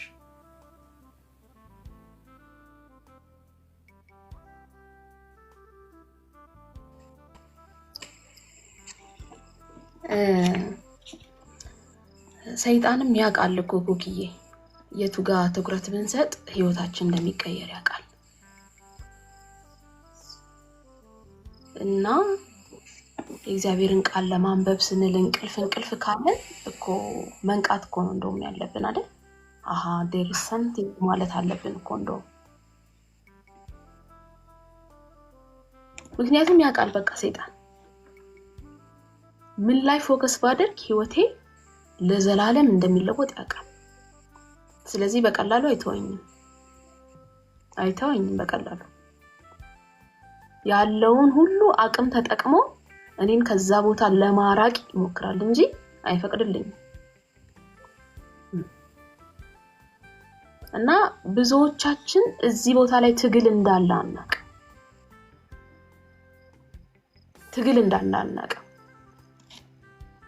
በቀላሉ ዝም ብለን በቃ እንትን አንብበን እንደፈለግን ግልጥ አድርገን አንብበን የሆነ ነገር ወስደን መሄድ ነው የምንፈልገው። እንደዛ አይደለም። ህይወት የሚቀየርበት ነገር ስለሆነ እዚህ ጋር በጣም ፕሪሺየስ የሆነ ነገር ስላለ ሰይጣን ሰዎች ከዚህ ነገር ጋር ከዚህ እግዚአብሔር ቃል ጋር በቀላሉ እንዳይገናኙ የሚችለውን ሁሉ ያደርጋል። ሰው ግን ይሄንን ማስተዋል መቻል አለበት። አሁን ይሄንን ካላስተዋልን ሲያዛጋን በቃ ናቹራሊ እንደደከመን አስበን እንተኛ እንችላለን። አይደለም። ለምንድነው ፊልም ሳይ ማያዛጋኝ? ለምንድነው ሾዎችን ሳይ ማያዛጋኝ? ቲክቶክ ሳይ ለምንድነው እንቅልፍ የማይመጣው እንዴ? ጤነኛ ከሆነን እኮ መጠየቅ እኮ አለብን ኮክዬ። ለምንድነው ስክሮል ሳደርግ ያውላ ሰዓት እጄን ሳይደክመኝ ኢቭን መብራቴ ጠፍቶ ስክሮል ሳደርግ ለምንድነው እንቅልፍ የማይመጣው? እንደውም ባለፈው ምን ብለው ነገሩኝ? እንቅልፍ አልመጣ ብሎ ሲያስቸግረው እንዳልጸልይ አላሉ ልጁ። እንቅልፉን ሊያስፈራራው ማለት ነው። እና ጤነኛ ከሆነን ለምንድን ነው ጥያቄ እኮ መፍጠር አለበት። ሰላማዊ ሆነን ከኖርን ሌላኛው ላይፋችን ላይ ልክ እዚህ ጋር ስመጣ ሌላ ጊዜ ኤክስፒሪየንስ አርጌ ማላቀውን አይነት ፊሊንግ ከሆነ ኤክስፒሪየንስ ማድረጋው there is something መንቃት አለብኝ። ስለዚህ ፋይት አለው። አሁን ይሄ ዝም ብሎ አይደለም። ለምን ህይወት የሚቀየረው እዚህ ጋር ስትውሉ ነው። ጊዜያችሁን እዚህ ጋር ስታሳልፉ ነው ህይወት ለውጥ የሚመጣው። አሁን ብዙዎቻችን እንዲቀየር የምንፈልገው ነገር አለ። ይሄንን ንቀልልኝ፣ ይሄንን ውሰድልኝ፣ ይሄንን አባርልኝ፣ ይሄን ትከልልኝ ማአት ጥያቄ አለን። እሱን ተውት እስቲ። እሱን ትተን ከዚህ ጋር ስናሳልፍ ጊዜ ቁጭ ስንል እግዚአብሔር ጋር ስናሳልፍ የእግዚአብሔር ድምጽ ውስጥ ራሳችንን በደንብ መቀየር እንጀምራለን። እንዴ የሚገርምሽ እኮ ኮክዬ ይሄ አልሸባብ ይሄ ታጣቂ ቡድኖች ሰዎችን እንዴት እንደሚመለምሉ ታውቂያለሽ? ዝም ብለው ትልቅ ከሆኑ በኋላ አይደለም፣ ከልጅነት ጀምሮ የሚሰራባቸው ስራ። ልጆቹ ቁጭ ብለው እንደዛ ለዛ ነገር የሚያነሳሳ አይነት ቪዲዮዎችን እያዩ ማለት ነገ ተነስተው እነዚህ ሰዎች እንዲያምጹ የሚያደርግ ሰዎችን የመግደል ስልት እንዲያዩ ይደረጋል። ሆን ተብሎ ፐርፐዝሊ ማለት ነው። ልጆቹ ለዛ ነገር ያድጋሉ ሳይታወቃቸው ማለት ነው። ልጁ ራሱን ማወቅ በጀመረ ጊዜ መተኮስ ብቻ ነው የሚያምረው፣ ሌላ ነገር አያምረውም።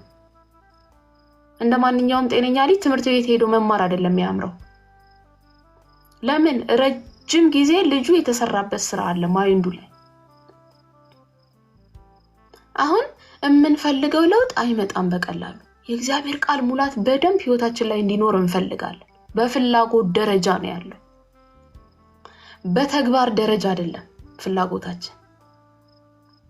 የሚያስከፍለውን ዋጋ መክፈል አንፈልግም። የሚከደውን መንገድ መሄድ አንፈልግም። ባይ ዘ ዌይ ስለ ዘሪው ምሳሌ ሄዳችሁ ስታጠኑ በጣም ይገርመኛል። አራቱም የእግዚአብሔርን ቃል የሚሰሙበትን መንገድ ነው ኢየሱስ የተናገረው አይዘው ግን አንድ የሚያደርጋቸው ነገር ስታዩ አራቱም የእግዚአብሔርን ቃል ሰምተዋል አራቱም በሰሙት በእግዚአብሔር ቃል በጣም ደስተኞች ናቸው the only thing ልዩነታቸው ምንድነው ካላችሁ የሰሙትን ቃል ወደ ተግባር ለመቀየር ሲነሱ የሄዱበት ነገር ተለያየ አንዳንዱ መስማት ላይ ብቻ ቆመ አንዳንዱ ሰምቶ መደሰት ላይ ብቻ ቆመ አንዳንዱ ውሳኔ አለመወሰን ላይ ቆመ አንዳንዱ ውሳኔ ወሰነ አሁን 30 60 100 ፍሬ ያፈራው የትኛው ነው ካላችሁ የእግዚአብሔርን ቃል ሰምተው ለመኖር ለማድረግ እርምጃ የሚወስዱ እርምጃው ምንም አይነት ይሁን ግን አንድ ስቴፕም ይሁን ለሰሙት ቃል ሪስፖንድ ለማድረግ ምላሽ ለመስጠት ያቀማቸውን ሲንቀሳቀሱ ፍሬ ያፈራል አለ ኢየሱስ ምሳሌውን ሲተነተነላቸው አንዳንዶቹ ደግሞ የእግዚአብሔርን ቃል ይሰማሉ ከዛ ግን ደስ ይላቸዋል ከሰሙ በኋላ ግን የዚህ ዓለም ሐሳብ መጥቶ የተዘራውን ዘር ፍሬ እንዳያፈራ ያንቀዋል በሰሙት ቃል ምክንያት ስደት ሲመጣባቸው ርቀው መሄድ አይችሉም ማለት ምንድነው ስደት ካላችሁ የሰሙት ቃል አለ ያነበቡት ቃል አለ ወይም ሰውየው ሊያነብ ነው እንበል እንቅልፍ መጣበት እንቅልፍን አልፎ መሄድ አይችልም እንዴት ያፍራ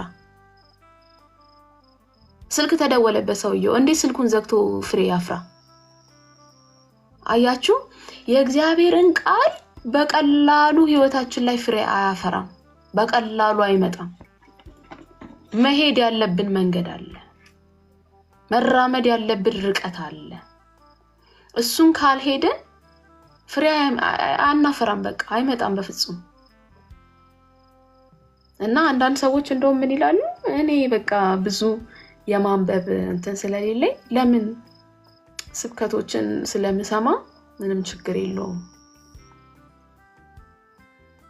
እንደዚህ አይነት አስተሳሰቦች አሉ አሁን ላይ በጣም የምሰማ ከሆነ ስብከቶችን ኦንላይን እከታተላለሁ እሱም የእግዚአብሔር ቃል ነው ስለዚህ በቃ ምንድነው ችግሩ ብለው ይላሉ አንዳንድ ሰዎችና ሰውየው ለራሱ እግዚአብሔር ተናገረው የተናገረውን ነገር መጥቶ ለናንተ ይነግራችኋል እግዚአብሔር ለናንተ ለራሳችሁ ግን መናገር ይፈልጋል በግል ለናንተ ማውራት ይፈልጋል ድምጹን ማስለመድ ይፈልጋል የእግዚአብሔር ድምጽ ይሄ ነው ከዚህ ውጪ እግዚአብሔር ድምጽ የለም እና ሰው ለራሱ ብሎ ከፍቶ የእግዚአብሔርን ቃል አንብቦ የእግዚአብሔርን ድምጽ ከዛ ውስጥ ማውጣት ከቻለ አሁን እያደገ ነው ማለት ነው በእግዚአብሔር ቤት ውስጥ እያደገ ነው ፍሬ ያፈራ ነው ማለት ነው ስለዚህ ቲክቶክ 24 ሰዓት ቁጭ ብለን ስናይ የማይሰለቸን ከሆነ 10 ደቂቃ የእግዚአብሔርን ቃል ለማንበብ የሚሰለቸን ከሆነ እንዴ ሰይጣን በደንብ ተሳክቶለታል ማለት ነው እኛ ህይወት ላይ በደንብ ፊልም ሳይ ከጓደኞቼ ጋር ሳወራ ንቅት ብዬ በሙሉ ኢነርጂ ማደርገው ከሆነ የእግዚአብሔርን ቃል አጠና ስል ግን መጥቶ የሚጫጫነኝ ከሆነ ጥያቄ መጠየቅ አለብኝ ምንድነው እየሆነ ያለው what's happening ህይወቴ ላይ የሚለው ጥያቄ መጠየቅ አለበት ለምን ከተባለ ያ ቃል ሰይጣን ከዚህ ጋር ካሳለፍሽ ህይወትሽ ይቀየራል ጳውሎስ ጴጥሮስ ካልሽ ህይወትሽ እንደሚቀየር ያውቃል ማቴዎስ ማርቆስ ካልሽ ህይወትሽ እንደሚቀየር ያውቃል ባለፈውም ላይቭ ላይ ይሄንን ተናግሬያለሁ እንደውም ወደ አማራ ክልል ሰዎች ሰውን ሲያደንቁ ውበትን ሲያደንቁ የበላችሁ ምግብ እንዴት ላይ ያምራል ይላሉ አሉ ምግቡ እህሉ ላይ እንዴት ያምራል ገባችሁ ማለት የበላችሁ ምግብ ውጤት ነች የሚል ፊሎሶፊ ነው ከኋላ ያለው ሰው የበላው ምግብ ውጤት ነው እና ሰውየውን ሳይሆን የሚያደንቁት እህሉ ላይ እንዴት ያምራል ይላሉ አሉ እና ቆንጆ የሚያደርገን በእግዚአብሔር ቃል ውስጥ የምናገኘው አስተሳሰብ ነው ለዛ ነው ጴጥሮስ ሲናገርኮ ምዕራፍ 3 ላይ በጣም የሚያማምር ሹሩባ በመሸረብ ወርቅ በመልበስ ምናምን የውጫዊ ውበት አይሆንላችሁ ሴቶች እንደዛ በማድረግ አይደለም መዋብ ያለባቸው ይላል ሲባል የውስጥ ሰው የሆነ የዋህና ዝግ ያለ ዋጋው በእግዚአብሔር ፊት እጅግ የከበረ እግዚአብሔር ፊት ዋጋው የከበረ ማንነት ምን አይነት ነው? የውስጥ ክብር ለኢየሱስ ይሁንና ይሄ ለእግዚአብሔር ቃል ጊዜ አሳጥቶ ለቲክቶክ ጊዜ የሚሰጥሽ ከሆነ ህይወትሽን መፈተሽ አለበት። ቆይ እዚህ ጋር ልክ ያልሆነ ነገር አለ መባል አለበት። ለጸሎት ጊዜ አሳጥቶ ሙቪ ለማየት ጊዜ የሚሰጥሽ ከሆነ ለጸሎት ኢነርጂ አሳጥቶ ለፊልም ግን ኢነርጄቲክ የሚያደርግሽ ከሆነ there is something እና ባለፈው ኮኪዬ የሚገርምሽ አይ ቲንክ ታውቂዋለሽ አሁን ላይ ቻይና የሰራችውን ኤአይ ዲፕሲክ የሚባለውን ኤአይ መታቂ ከሆነ አርቲፊሻል ኢንተለጀንስ ነው እና አንድ ሰው ምን ብሎ ጠየቀ አንተ የዚህ ዓለም መንፈስ ብትሆን ወይም ደግሞ ኢሉሚናቲ ብትሆን ሰዎችን ወይም ክርስቲያኖችን እንዴት አድርገ ከእግዚአብሔር ሐሳብ ታጎላቸው ነበር ብለው ጠየቁት። እንግዲህ ይሄ ነገር ሰው አይደለም አርቲፊሻል ኢንተለጀንስ ነው ማሽን ነው እንደ ሰው ሊያስብ አይችልም እና ምን ብሎ እንደመለስ ታውቂያለሽ? የመጀመሪያው አለ በጣም ብዙ ጊዜ እንዳላቸው ረጅም ጊዜ እንዳላቸውና እንዲረጋጉ አደርጋቸው ነበር ይላል። በቃ የመጨረሻ ነው የተገረምኩት። እንግዲህ አንተ የዚህ ዓለም መንፈስ ብትሆን ኢሉሚናቲ ብትሆን በዚህ ዘመን ያሉ ክርስቲያኖችን እንዴት አድርገህ ከእግዚአብሔር ነገር ታጎላቸዋለህ ከመንፈሳዊ ነገር ታጎላቸዋለህ ሲባል ጊዜ እንዳላቸው ነግራቸዋለሁ። መቸኮል አያስፈልግም። ተረጋጉ። ታዲያ የለም ይሄ እኛ ጋር የለም አለ በደንብ ረጅም ዘመን ማለት እግዚአብሔር የሆነ ዲክሌር ያደረገ ነው የሚመስለው። አትሞቱም እሺ ተረጋጉ እሺ ብዙ ዘመን አለ እሺ ብሎ ፕሮሚስ የገባልን አይደል እንዴ ምን መስሎ መረጋጋታችን እኮ በጣም የሚገርም ነው። ጊዜ እንደሌለው ሰው አይደለም እየቸኮልን አይደለም ባለቀ በጣም በእንጥፍጣፊ ዘመን ላይ እንዳለ ሰው አይደለም የምንኖረው እና እውነትም ሰርቷል አልኩኝ ይሄ መንፈስ እና የእግዚአብሔርን ቃል ለማንበብ የሆነ ቪዲዮ እንደውም ሰርቻለሁ ባለፈው ተናግሬ እንደሆነ አላቅም እንጂ አንድ በጣም የታወቀ አርቲስት ሲናገር ምን አለ በጣም እንደው የሚቆጭህ ነገር ምንድነው ባደርገው ብለህ የምታስበው ነገር ብለህ ምንድነው ብሎ ይጠይቀዋል ኢንተርቪው የሚያደርገው ሰውና ምን አለ ለካ ብላይንድ ሆኗል ሰውየው እኔ አላወኩም ነበር ድንገት ቪዲዮውን ሳየው አላወኩም ምክንያቱም አይኑ ሚያይ ነው የሚመስለው ኖርማል ነው የሚመስለውና በጣም የሚቆጨኝ የእግዚአብሔርን ቃል እርፍ ብዬ ጊዜ ሰጥቼ በደንብ ተረጋግቼ ከግርግሩ ወጥቼ አነበዋለሁ ብዬ ሁሌ ቀጠሮ ሰጥ ነበር የእግዚአብሔርን ቃል ለማንበብ እና በህይወቴ የሚቆጨኝ ነገር ለእግዚአብሔር ቃል ጊዜ ሳይኖረኝ አይኔ እንደዚህ መሆኑ በጣም አዝናለሁ ብሎ ተናገረ።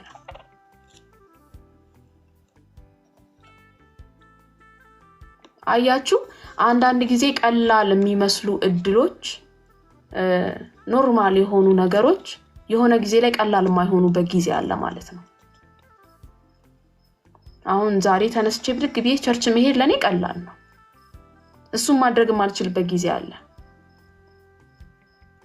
ለዛ ነው መጽሐፍ ቅዱስ ጴጥሮስን እኮ አሁን አንተ የወደድከውን ታደርጋለህ ወደ ፈለከው ትሄዳለህ ይሄንን ማታደርግበት ጊዜ ይመጣል አለው ኢየሱስ። ሰዎች የመረጡልህ ቦታ ጋር ይወስዱሃል ሰዎች ያስታጥቁሃል ያለብሱሃል ካንተ ፈቃድ ካንተ ኮንትሮል ውጪ ይሆናል አለው።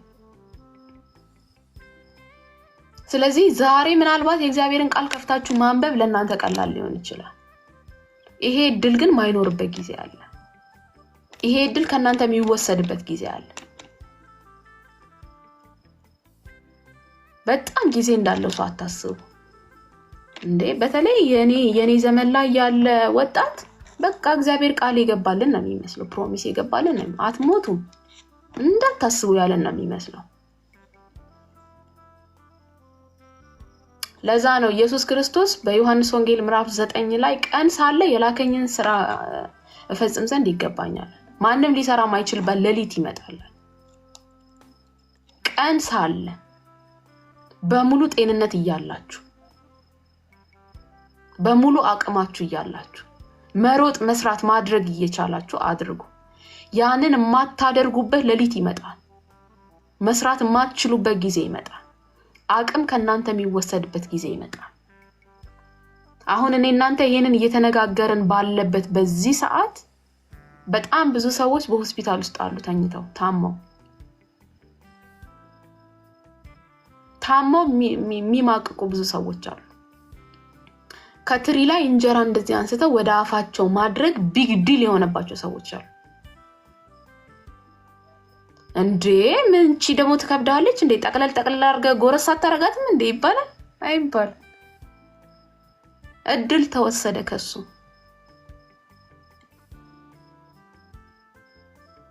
ምን ብድግ ብለህ ከአልጋ ላይ ዘለል ብለህ ወደ ቸርች አትሄድም እንዴ አይባልም። እንደዛ የሱ ጊዜ ተወሰደ። እናንተ ጋር ያ እድል አለ። ልክ እንደዚሁ እናንተም ተረኞች ናችሁ። እድል ጊዜ ከናንተ የሚወሰድበት ዘመን አለ። ለዛ ነው ኢየሱስ ቀን ሳለ አምላክ ሆኖ እኮ ነው ይሄንን ያለው። የሁሉ ነገር ባለቤት ሆኖ ሁሉን በወደደበት ሰዓትና ቦታ ማድረግ የሚችል ሁሉን ቻይ አምላክ ለኛ ሲል በጊዜ ቀመር ውስጥ ራሱ ተገድቦ ማድረግ የማልችልበት ጊዜ ይመጣል። ስለዚህ ቶሎ ብዬ ቀን ሳለ ሳይመሽብኝ የላከኝን ፈቃድ ላድርግ። ኢየሱስ ይሄንን ካለ እኛማ how much more።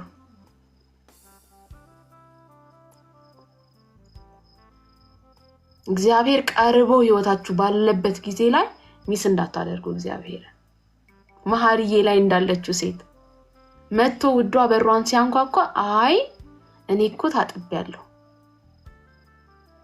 አይ ቢጃማ ለብሻለሁ፣ አልጋ ላይ ወጥቻለሁ፣ እንዴት አድርጌ ወርዳለሁ፣ እንዴት አድርጌ እግሬ ላቆሽሻው እና ፈቀቅ አለ ይላል። ብዙ በረከት ይዞላት በራሱ ላይ በጣም ብዙ ጠል በረከትን ይዞ ነበረ በሯን ሲያንኳኳ የነበረው። በጣም ብዙ ምክንያት ነበራት፣ ደረደረች እና ፈቀቅ አለ ይላል። እግዚአብሔር በሰጣችሁ ዘመን ላይ እንደ መንቃት ያለ ብለሲንግ የለም። እግዚአብሔር ከናንተ ጋር በቆመበት ሰዓት ላይ እንደ መንቃት ጊዜ ሳያልፍባችሁ ዘመን ሳያልፍባችሁ ፈቀቅ አለ ይላል። ከዛ በሯ ላይ መጥቶ የነበረውን እድል እንደገና ፍለጋ ወጣች። አይገርምም? ሲያንኳኳ የነበረው እንደገና በብዙ ዋጋ መክፈል እና እድል ሁሉ ጊዜ ከናንተ ጋር አይሆንም። እድል ይወሰዳል፣ ዘመን ይወሰዳል። በተሰጣችሁ ዘመን ላይ በተሰጣችሁ እድል በተሰጣችሁ ጤንነት ለእግዚአብሔር ነገር ሩጡ። እማትጸጸቱበትን ህይወት ሩጡ። እና አንዳንድ ሰዎችን አይተሽ ከሆነ ኮኪያ አሁን ቸርች ውስጥ ያው እንግዲህ ዘለን የምንሄደው ቸርች ነው እና የራሳቸው ዘመን ላይ ሳይሰሩ ተኝተው ያሳልፉና ሰው ዘመን ላይ መተው ሙጭጭ የሚሉ ሰዎች አይተሻል?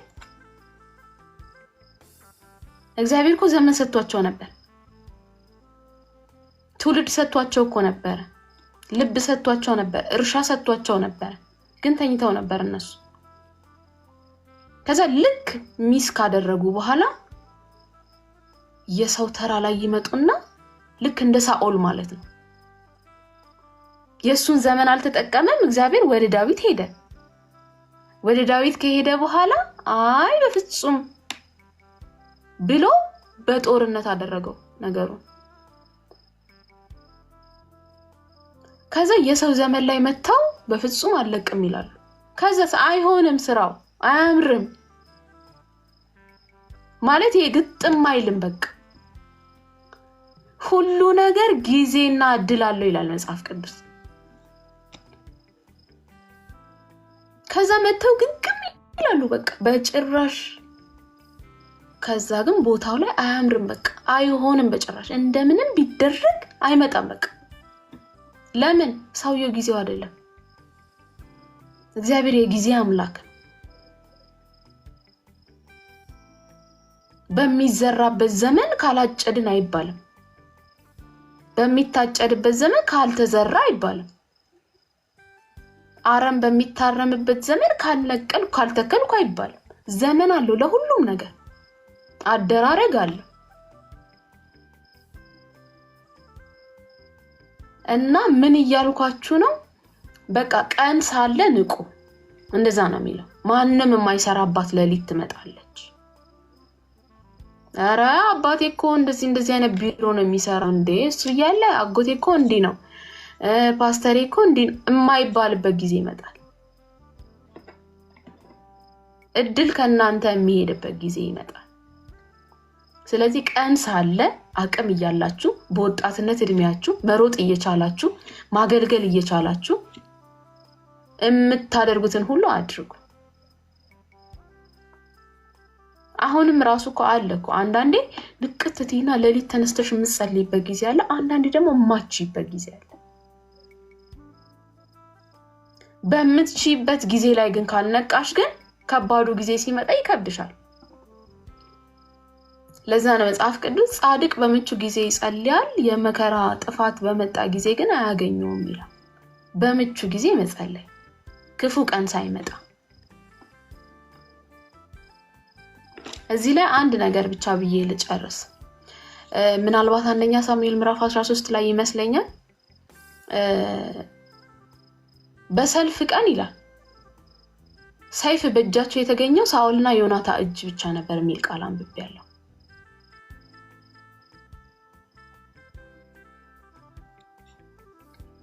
እና ፍልስጤማውያን ምን አደረጉ አውቀው የብረት ስራ ወይም ይሄ ምንም አይነት መሳሪያ እንዳይሰሩ የሚያሰሩትን ሁሉ ወደ ፍልስጤም እየወረዱ እስራኤላውያን በብር እየከፈሉ እንዲያሰሩ አደረጉ እስራኤላውያን መንደር ምንም አይነት የብረት ስራ እንዳይኖር ኢንቴንሽናሊ ነው ማለት አደረጉ አልገባቸውም እነሱ ሲፈልጉ እየሄዱ እዛ ያሰራሉ እነሱ ጋር አለመኖሩ ትኩረታቸው አልነበረም ኢሹዋቸው አልነበረ ሁሉ ቀን ደግሞ ምቹ አይሆንም ሰልፍ መጣ ጦርነት ቀን መጣ ጠላት መጣ በዛን ቀን ይላል ሰይፍ የነበረው ሳኦልና ዮናታን እጅ ብቻ ነበር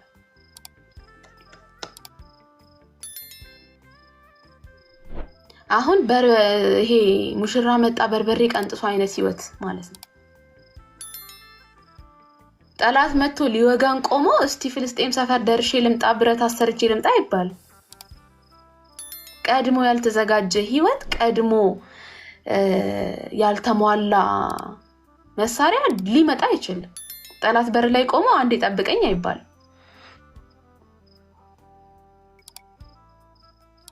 አያችሁ ቀን ሳለ ማለት ይሄ ነው ምቹ ጊዜ ያለ ማለት ይሄ ነው በጦርነት ቀን እስቲ ያለ ሰይፍ መውጣት አስቡት አይከብድም እና በጣም እንዳላበዛ እግዚአብሔር ቀን ሳለ እድል ይያላችሁ ያንቃችሁ በቃ እግዚአብሔር ከናንተ ጋር መስራት በሚችልበት ሰዓት አቅም ይያላችሁ ጉልበት ይያላችሁ የማሰብ አቅማችሁ ይያለ የመሮጥ የማድረግ የማገልገል አቅማችሁ ይያለ አቅም ከናንተ ሳይወሰድባችሁ ጊዜ ይያላችሁ የትውልድ ጆሮ እናንተ ጋር ይያለ መስራት መሮጥ መንቃት እግዚአብሔር ያድርግላችሁ በኢየሱስ ንቅት ማለት እግዚአብሔር ምን እየፈለገ ነው የእግዚአብሔር ትኩረት ምንድነው እግዚአብሔር አሁን በዚህ ሰዓት እየፈለገ ያለው ጉዳይ ምንድነው በጣም ዋና ያደረገው ነገር ምንድነው ፎከስ ኤሪያው የትኛው ነው የሚለውን መለየት ከዛ ደግሞ በተሰጣችሁ ዘመን ላይ በተሰጣችሁ እድል ላይ ንቅት ብሎ በዛ ቦታ ላይ ፉል ሆኖ በእግዚአብሔር ቃል ሆነ መቆም እግዚአብሔር ያድርግላችሁ